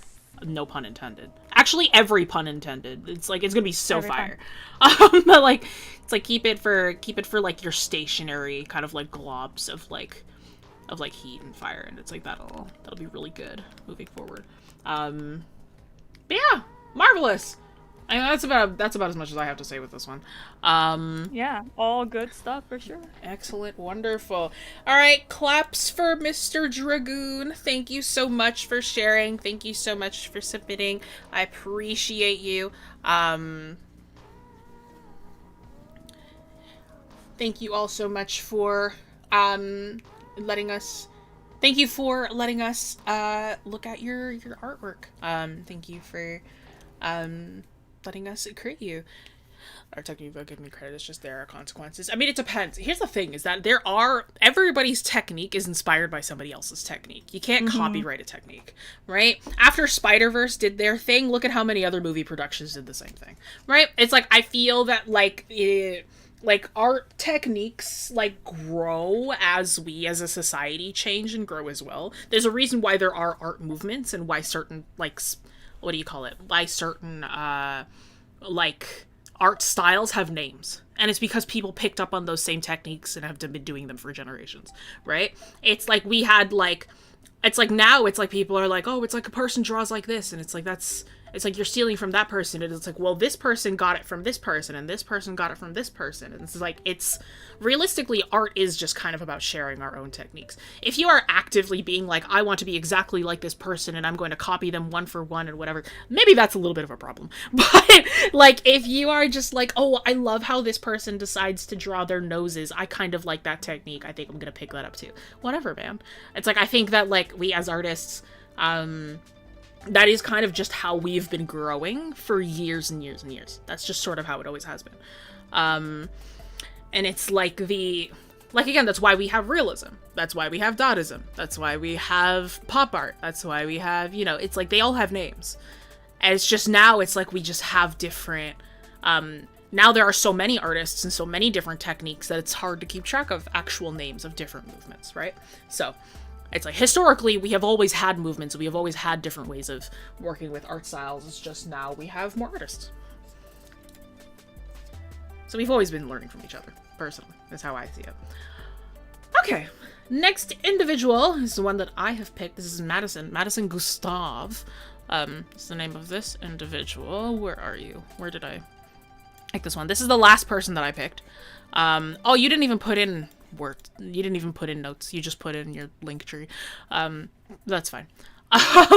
But yes, this one I picked. I think you and I, Yeri, we picked our last ones for kind of similar reasons. And it's like this piece is really dark. And it's like, I feel like we can like, light this up a little bit more. Yeah, I agree. I know what you mean. And it's like, to be fair, working with, surprise art history. I actually love art history, so it's like, it was something I was forced to learn in university, and I have held on to it since, and I use it for a lot of different reasons throughout my own work as well. I do like this piece. I think it's fun. I love a good piece with way too many characters in it. I draw a bajillion characters all the time in every single one of my demos. And then I suffer because I don't finish my demo within the class time. And then I have to be like, I'll finish it outside of class, guys. But because I love big compositions with a lot of people in it, because I just think that it's fun. But nighttime, drawing things at night can be really, really tough. I get it. Because, like, drawing things in the dark, it is automatically like, oh, you're limiting the amount of values that you are able to work with. Because it's like, there's only so much light that you can show, right? And there's only so much you can... Because you're getting rid of the biggest light source of all, the sun, right? You no longer have access to the sun, so what do we got? All we've got is darkness, right? And that can be kind of tough to work with. Don't mind me as I move away from my microphone for a second. Yeah. Sorry, I'm just grabbing something. So sometimes it can be a little bit tricky to handle compositions where there are no more big light sources. So how do we remedy that? Well, the big thing, a huge thing with, like, the darkness and, like, drawing things at night is you kind of have to make your own light source. So you kind of have to decide, okay, it's like, if it's not the sun, then what is the next big light source? You can't just say, oh, there is no light source, because if there isn't one, then you're not going to be able to see anything. Like, a big thing with light is that it is the only reason we are able to see anything. And if you are drawing something and there is something within your vision, then there is light coming from somewhere. So you have to figure out where that light source is. And if it's not the sun, it might be the moon. So let's think of this as if there is a moon. Jessie, I'm so sorry. I just wanna. Sorry, Kevin. I thought Kevin said Yeri's new here. She doesn't know anything. Oh! I read that, and I'm like, Kevin, how dare you? Inside my head, and then I read it again. It says she doesn't know anyone. Kevin's like, you don't know me. How dare you? Yuri's a new instructor. I might know somebody. I might know someone. Yuri doesn't know. Sorry, doesn't know I just have anything. to get that out of my chest. Yeah, it's okay. You're the youngest person ever. It's okay, Kevin. My skin's quite thick. I can take anything. No. Psychotic. That's funny. If you actually want to know the real thing, chat, is Yuri is actually one of the oldest instructors. Yuri and I used to be in the live studio together back in the back when Canvas was brick and mortar. So Yuri and I are like two of the only instructors that actually personally know each other. Oh yeah, true. Yeah, I know. We've seen each other's face. Like, it's true. Yeah, we've seen each other in person multiple times. Yeah. Yuri joined the live studio after me, but yeah. Oh, that's funny. No. Jesse's the oldest one standing. Like, in Win Canvas. That's not true. Arunya has been here longer than me. Oh, true. Yeah, that's true. But yeah. Other than Faye, yes, I am the third quote unquote oldest of the members, but I am the youngest instructor. How about that? Oh my god, I almost dropped my pen. Okay. Let's get back to doing more of my job. Fire. Yes. Fire. Okay. So again, if there is no other light source, if we're like, okay, there's no flashlights, there's nothing like that, we're probably gonna have to work with the moon. So what I like to do is, like, especially with nighttime scenes like this, if you've ever been on a walk at night, right, most of the time you're gonna have to deal with, like, street lamps. There's no street lamps here. This is very fantasy-esque. I doubt there's any street lamps going on here. So the big thing, again, is going to be the moon. And if you've ever been through, like, a night walk where there are no street lamps and you only have the light of the moon's light is actually very cold. It's a very cold light. It's a little bit bluish. And it is not as intense as the sun is, not even close. So the way that I really like to, like, work with moonlight, again, really, really simple, is you just kind of have a nice soft light layer, and you kind of go over everything with just, like, a really soft kind of, like, overlay of light. Which, again, can be really difficult. Yeah. So here's a really big thing. It's like, now that I'm zooming in, I'm, like, actually taking some of these colors in.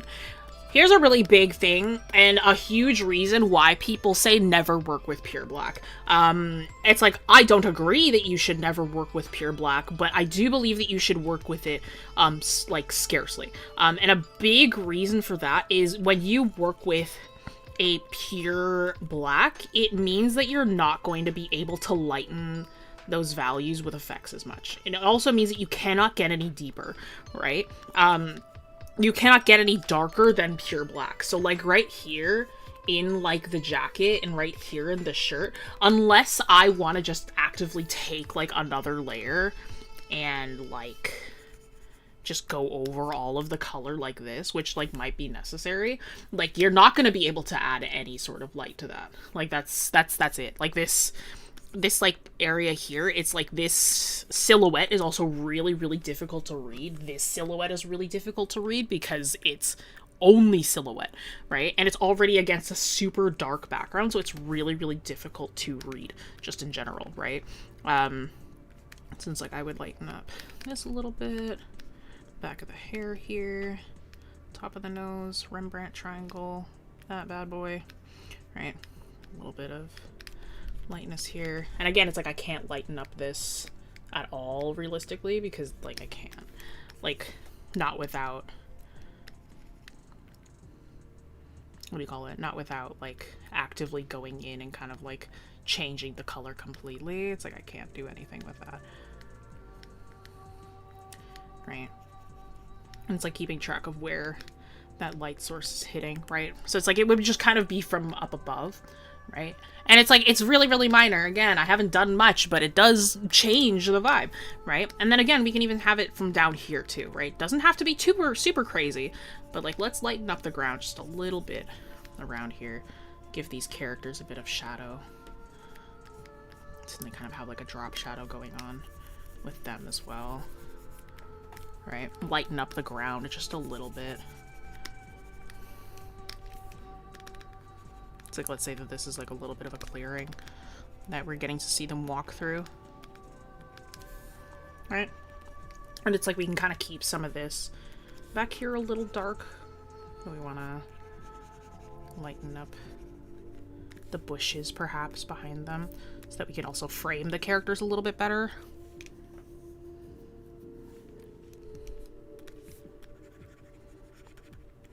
You know? To give us just a little bit more information to work with.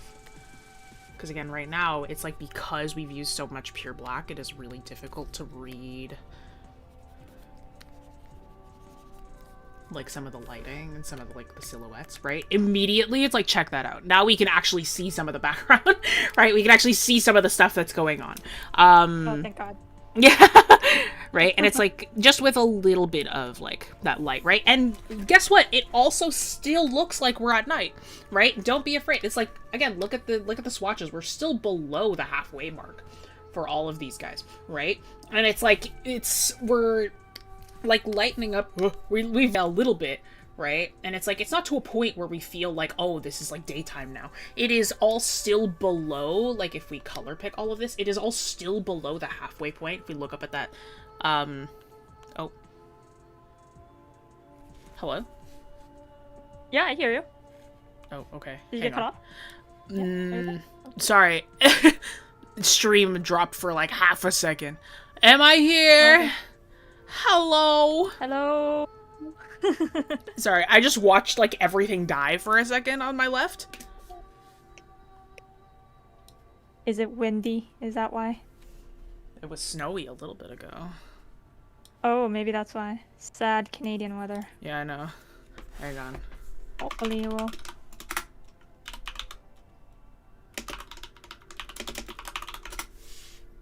Stream is good. Am I dead? Am I dead? Am I Are okay? we dead? Are we dead? You can hear? I thought it was my end that freaked out. No, it was everything. Everything freaked out for a second there. Are we okay? It says that my connection is poor, but I can't tell. They might be lying to me. Because it says that I don't have any dropped frames right now. I can hear. Oh no! What do you mean, oh no? We can hear. What is oh no? What is oh no? Galena was like, oh no. I'm like, what do you mean, oh no? Oh no. Kevin. Okay, Sapporo can hear too. We're good? Okay, I think we can keep going. I think we can keep going. Heaven? Yeah, we're okay. I think we can keep going. Okay, it says we're good. It says we're good. Okay, excellent. Haha. We're okay. We're fine. Anyway, where was I? I don't remember actually. Go back, go back. Go back. Keep going, keep going. But yeah, so like all of this, it is like we're still below the halfway mark, right? Which is what we kind of want when we're working with the dark, right? It's like we kind of want below the, okay, great. It's like we kind of want below, if you look up at the top square here, we want like below that like value line. It's like we want to make sure that we're all kind of still in the dark. But like now with us kind of having a range of values that starts at mid-tones to dark, it's like now we are able to read the situation better, right? We're able to read what is going on here more. I'm like, let me do some general fixing with the areas of pure black as well so that we can read them a little bit better, right? And it's kind of difficult to read this back leg here too, just because like it's so dark. It's like really difficult to read here. Like if I just bump that up just a little bit, right? And again, we're still really dark. We're still really, really dark. Look how close that is, right? But feel that difference, right? Instantly. It's like, oh, these are pants. It's like, oh shoot, I can tell that those are pants now, right? And it's like, this is like a really dark kind of jacket here. But like if I just do that, right? And it's like now we can kind of tell what this form is supposed to be here, right? It's like we feel that difference. I would probably pick a different color from this. I'd probably, it's like that's probably better. But like, either way, right? Another thing, if this is like a leather jacket, I think you can do that actually looks pretty sweet is if you just like, if you give it like that kind of like highlighting like that tends to look pretty cool. Obviously when more time has been spent on it, but right? But then you can also tell the form a little bit better, right? And same thing here. It's like I would like change this a smidge. It's like give us some more information to work with, right? Because like right now, again, like this is like pure black. This is pure black. This is like almost pure black, right? It's like it is so, there's so little contrast that it is so difficult to read some of these areas, right? So it's like lighten this up a little bit. Like, I don't know why this is all completely super dark. You could probably just do this and that'll look completely fine. Right? It's like how to fill that back in a little bit. It's like we can lighten these pants here too. It's like just give us a little bit more information to work with. A little more visual information. And that'll like help us there. Right? Again, feel that difference. Right? It's like we can kind of tell the forms that are going on a bit better, right? The beautiful thing about, like, so what this is called within the color theory is called Chevreul's rule of color interaction. Realistically, the less values that you use, the more different they're gonna look to like one another. Like, even though this is so close to black already, because it is not black and everything is already so dark, it pops out a lot more, right? Chevreul's rule of color interaction tells us that colors are going to be perceived differently based on their surroundings, right? So again, even though everything within this scene is like really, really dark, like we don't really have, yeah, even though everything in the scene is really, really dark, like, because it's all fairly dark, nothing looks too dark, right? It is on the darker side, but it isn't like, oh, it's like we can't see anything at all, right? If you work too dark, then it's gonna be too dark. But like, because like we have like a generally darker atmosphere, we have a little bit more forgiveness in terms of like, oh, like you can bump that up just a smidge and like it'll feel like a color still. Like if I like, let me just like move this over here. Like if I took like some of these colors and I put them over here on this really light background, right? It's like I'm directly color picking right now. And it's like you see how dark all of these colors are on a really light background, but in here they all feel really light because they're surrounded by something darker, right? So don't be afraid to like lighten stuff up, right? It's like don't be afraid to like bump up those values, because otherwise it's like there's not much left you can do. You're not leaving yourself enough room. I'm so sorry I took up that entire 20 minutes. Do you have anything else minor? No, that's Yeri, fine. That's fine. It was such a dark piece. Like, even, like, as I was listening to you, I was following what you were doing. It's just so dark, and I'm like, what is this? Where is this? Is this a leg? Is this a shoe? Mm-hmm. It was like, I was kind of like messing around with it, but then I agree with everything you say. Like, it was such a dark piece, and normally in a storytelling, you have the black and the lightest light going on to your most important point, and I was because the dark, because the character were wearing these black clothes or like darker clothes, and but the background was so dark, it was really hard to really keep your eyes and see where to put your eyes on. But I think Jessie definitely brightened everything up and tone down the things that needs to be toned down a little more. But yeah, it's nighttime illustration is quite hard sometimes to do. But yeah, don't be afraid to put in some sort of light source in, even though you don't see it, just to put it on the most important point of your illustration would definitely make things pop a little more. But yeah, that's all I gotta say. I agree with everything that Jessie was mentioning. All right, marvelous. About the piece. Yeah. Well, then claps for Madison. Thank you so much for submitting. Again, reach out to us on Discord after the fact if you would like this working file. Reach out to admin, start a ticket, and get them to reach out to us. All right. Last but not least, we have Yuri's pick. We've got Paula. For this one, you see what it's like, chat. You see what I mean? It's like I think we picked like final pieces for kind of the same reason. It's like it's really dark. This one was really dark too. It was like I was debating to do this one or not. I know Shadow was in here, I believe, earlier, but I was gonna do Shadows at first. That's why I kept Shadows on the highlight for the longest time, and I ended up switching it. Sorry, Shadow. But so I ended up picking this one because then the first one I picked was background focus, and the other one I did was like effect focus, I guess. And then the last one I just decided to do one that's like a whole scene, right? And then this person, I remember saying that they studied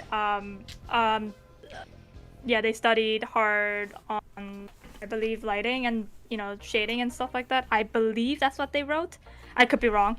Let's take a look. Yeah, what did they say?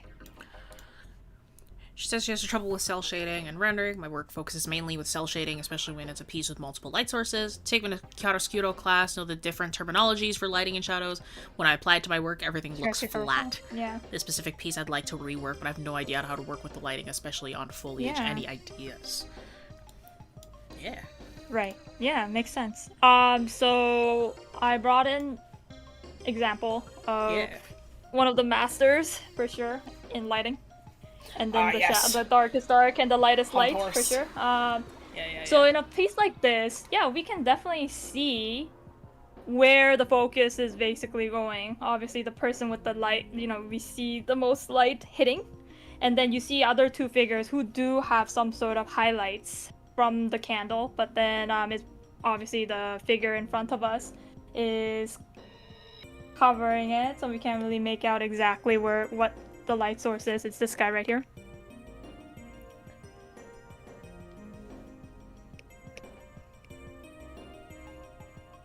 This dude right here. Yeah. Is blocking our view, but we know there's a light source behind him because he's quite dark. And then we also see this figure right here that's also being hit from this direction of light. But then dark, really, really dark here, right? From the back. But this lady obviously has the full light hitting her face, so that's why we can focus on her first. And the direction, how the fingers are being pointed and all that, it's going back to her. So this is definitely a really good example of how to use light and shadows to tell a story. But yeah, to know that and then to put it on your piece, I guess. This one, I believe I need to show more examples because this one does have a story. It's not just like I'm trying to draw a pretty illustration. So I brought in some examples. Sadly not anime or a cartoon example. I brought in some film samples of characters hiding and, you know, how it kind of fits the screen, right? And this is from, I believe it is Lord of the Rings. I don't know how many people were alive when this movie came out, but then it's an old goodie for sure, yeah. I don't believe I was alive when it came out, but I've seen it. Oh my goodness, that is scary. That is even more scary than this guy. My face is probably this right now. I'm doing this right now. But I don't even remember who these guys are, but then they're hiding from these guys. But one thing that I wanted to show was that here, in this case, you see how these guys are not in the highlight, right? They're not, like, there's light, but then they're hiding. So this area is dark, for sure. But you also have this really, really dark figure taking more, like, half of the screen, you know? This one right here. And then, like, and then the background here is light. So that's what makes this scene pop a little more, because of the darkest darks, you know, being shown on screen. Mm-hmm. That being said, I feel this scene, even though it's nighttime, it is bright, which is quite opposite from the one that we've seen before, like the one that Jessie picked out. Just for the mood, I think if you're going realistic, type of like night forest, kind of like painting, I understand where it's coming from, but for a scene that is trying to make things look a little more freaky and haunted, and you know the characters are hiding, I think it's a little too bright. So by saying that, I think what I'm gonna do is what I would do by looking at Frodo and the hobbits. I would personally maybe make this one a little darker. Like I would kind of like make this one a little darker, so they're in the shade, they're in the shadow, like literally like just hiding. Maybe few things like would be bit more highlighted, definitely, but in general I would tone this down a little more, like just to fit with that story of them they're hiding from this werewolf looking guy right here.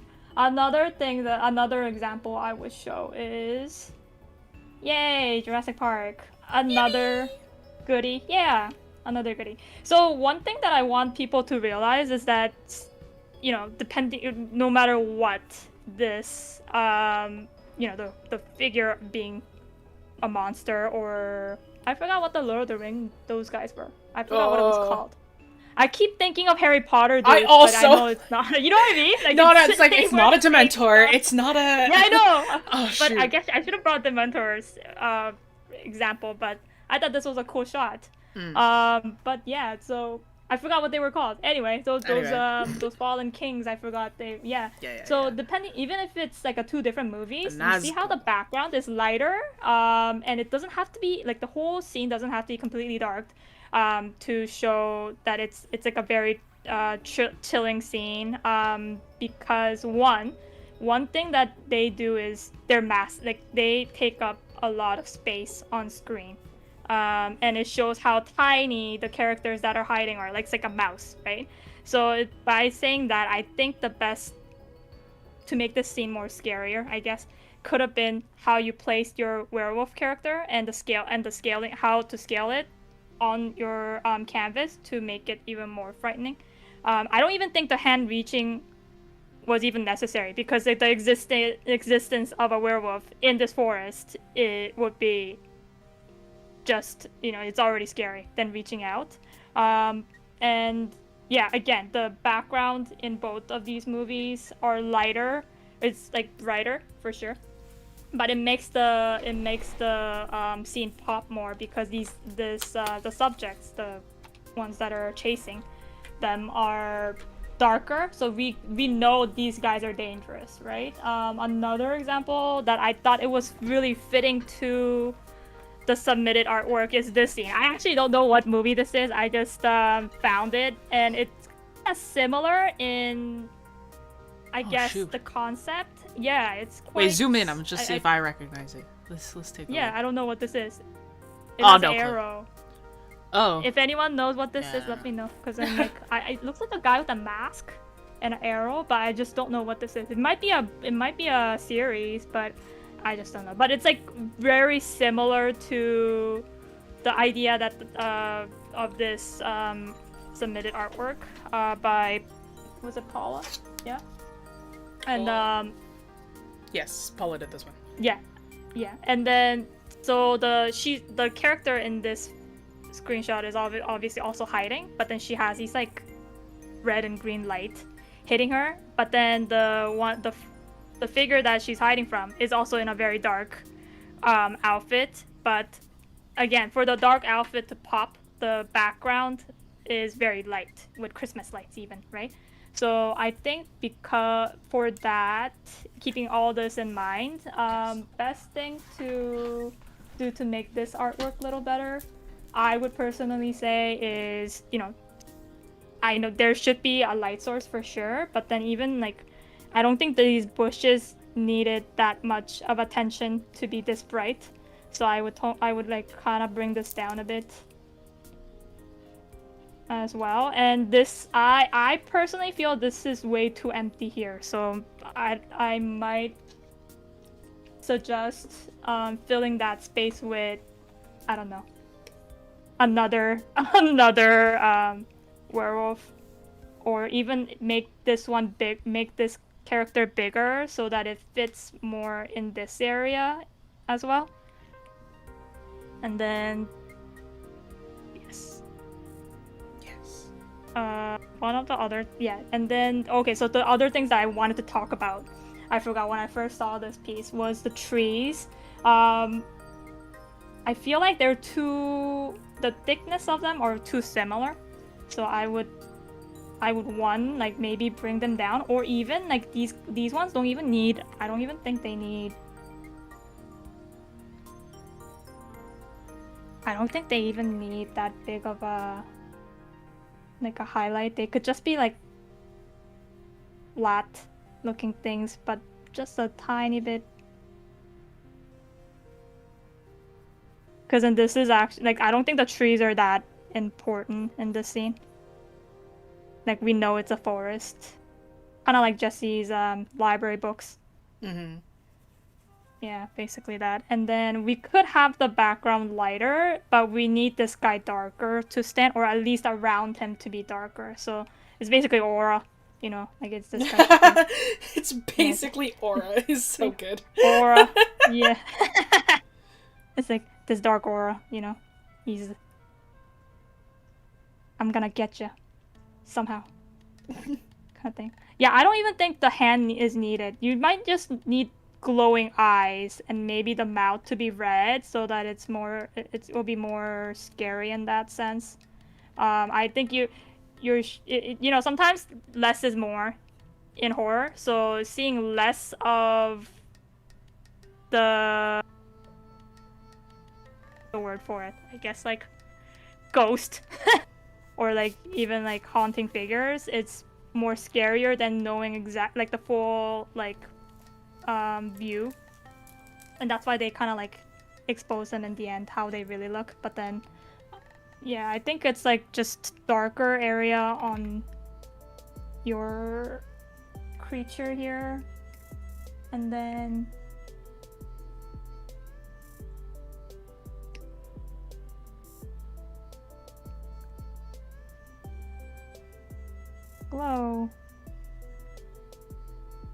would be better.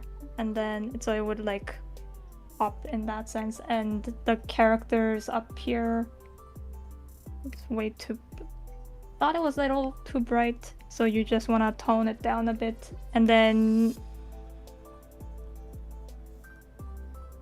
one right here.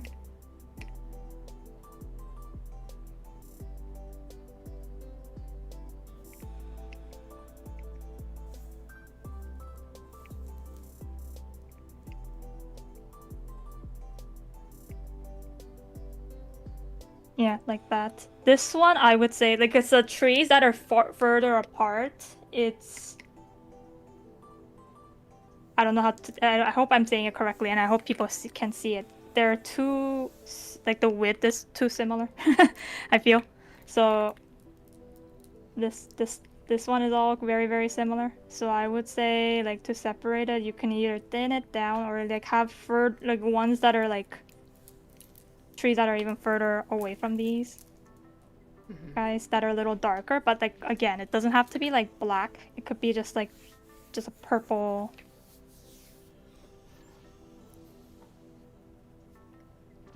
Long rectangles, just to show that there's more back there, to show space. Really, it's mainly.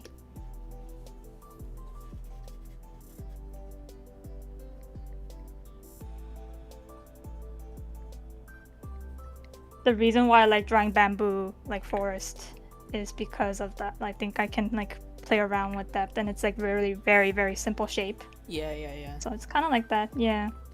And then so that's why I feel these ones kind of like, I feel like you can. You just get a.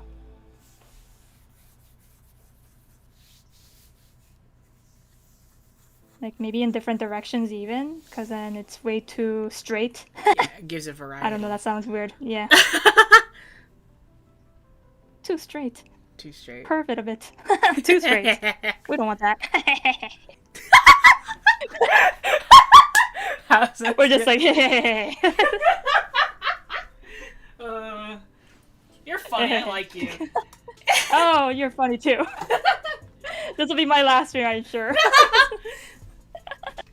But yeah, anyway. That's good. Oh man. Totally getting fired after this, but it's okay. But yeah, like because the scene itself is very complex, and there's a story to it, we kind of need to focus more on these guys right here. So I think because of that, I personally feel like it's in the whole scene, like the whole canvas needs to be shifted around so that you know, this is not empty. Like if anything, like you could kind of cheat by making it just completely dark to show like you know, not to show the environment too much, like reveal it too much, so that you know it's gonna seem more dangerous for the characters that are hiding, because then we wouldn't know where they are. And if it's completely like dark blackness, it gives that more sense of uncertainty, and then you don't know where they're gonna have to hide or run. So I think that's what I would suggest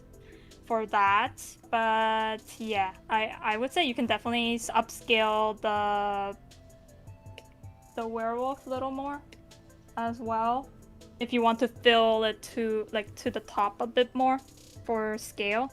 And yeah, I would definitely suggest that. This one was definitely a little too light for this type of storytelling. That's why I would suggest like toning down the lights a little more.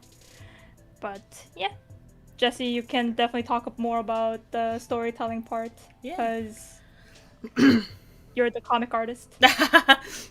Yeah, I mean, no, I agree with what you said. When I gave feedback on this one, because hi Paula, I've given feedback on this one before. Nice. Which I was like, I saw you do it, and I saw you pick this one, and I was like, oh, Paula.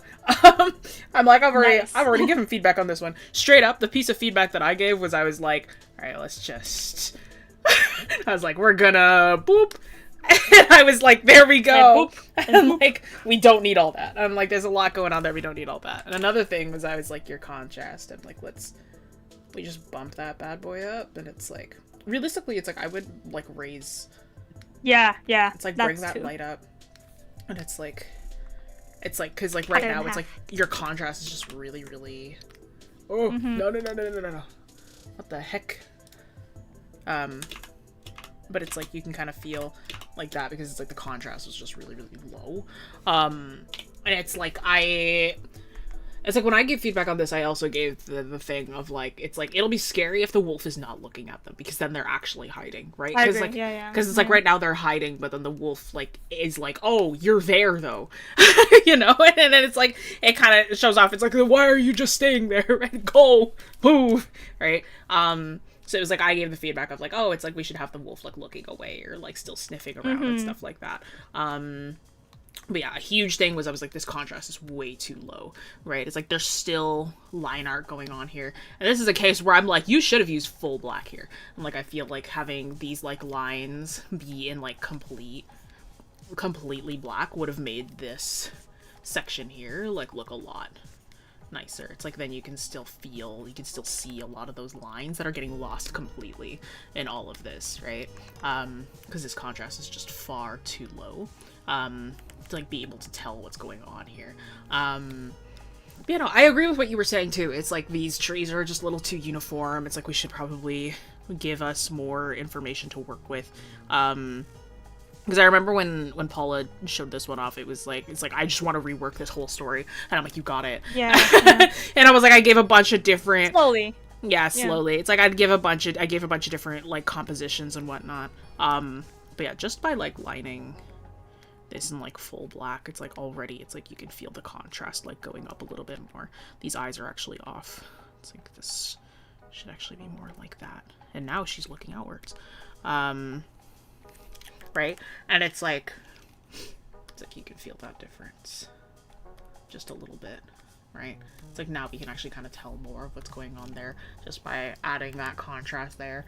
And you could even darken, like, to show off silhouette better, it's like, you could even darken behind the wolf. Curious, do you know the lore behind this illustration? I believe it was a rework. Is this Little Red Riding Hood? Yeah, it's a rework of Little Red Riding Hood. It's like another version of it. I just taught a lesson as this. Yeah. I see it. I just taught this lesson. It was like a reworking Grimm's Fairy Tales. Yeah, it's one of the lessons that we have. Exclamation point classes. One of the lessons that we have. That we teach sometimes. But yeah, like, I just did this one, and I made Little Red Riding Hood. Red and the wolf were like hitmen, and then Granny was like their hit, and they had to go and like kill her. Like, that was what what mine was that I did recently. But yeah, I mean, like, I agree with what you were saying. It's like, we should probably, it's like, darken up this in the back here a little bit more, add some contrast.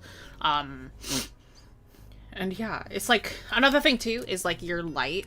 If we are to light these going on here, it's like, right now it's like you're just taking the edges of things and like adding light to them.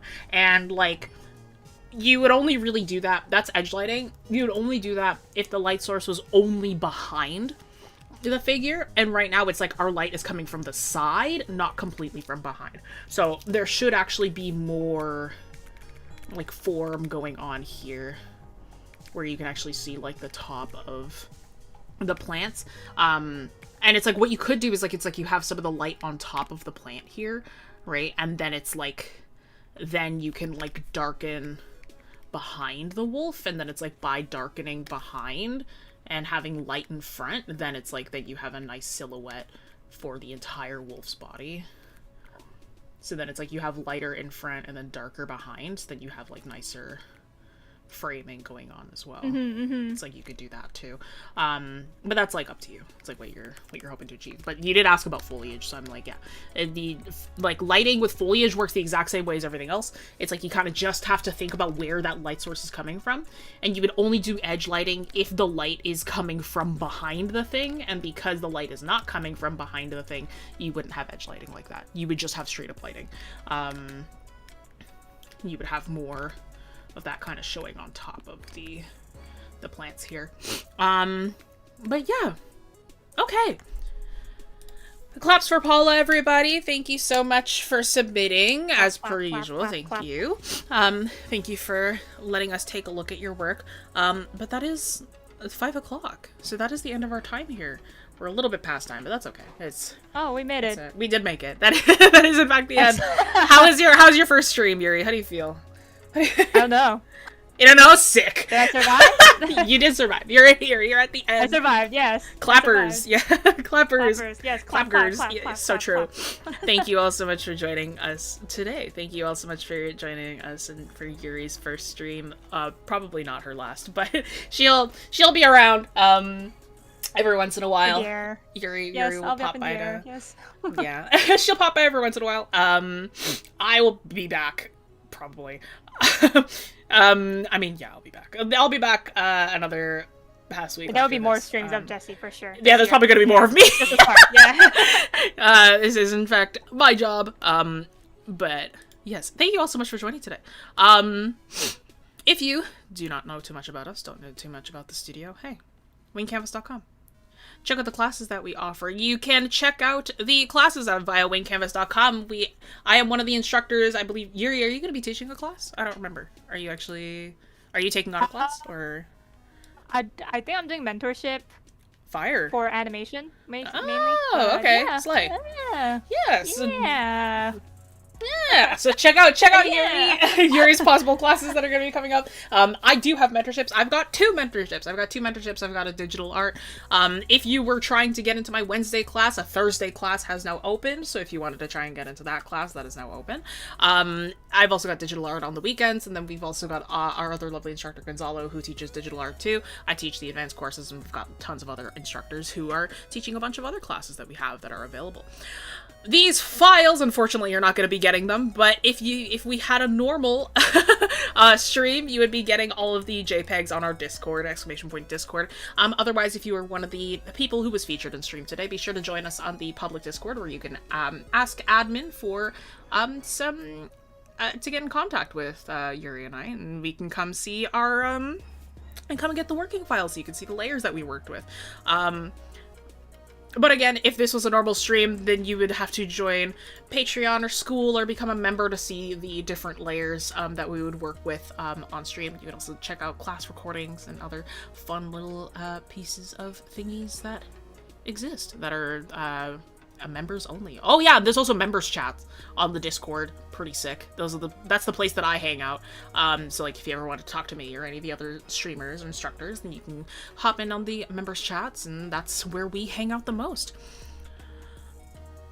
Alright, this coming Monday, you guys are going to be with Josh. Josh is going to be talking to you guys about how to design characters faster. With the art of silhouettes. So you guys are going to be doing silhouette illustrations together with Josh. Next week, Saturday, though, I'm not too sure. Kevin, who do we got? Who do we got next Saturday? It's not showing up here for me. Because I'm dumb and I can't see anything that's going on. But this coming Monday, though, you will have Josh, and you guys will be working with him on how to do that fun magic. If I had to guess, next week Saturday is either going to be, it might be Faye, if I had to take a guess, because I can't see the schedule for some reason. It's not you though. It's not, I don't believe you. it's me. It might be me. Oh. It might be me and I've completely forgotten. That's also a possibility. Let's see. I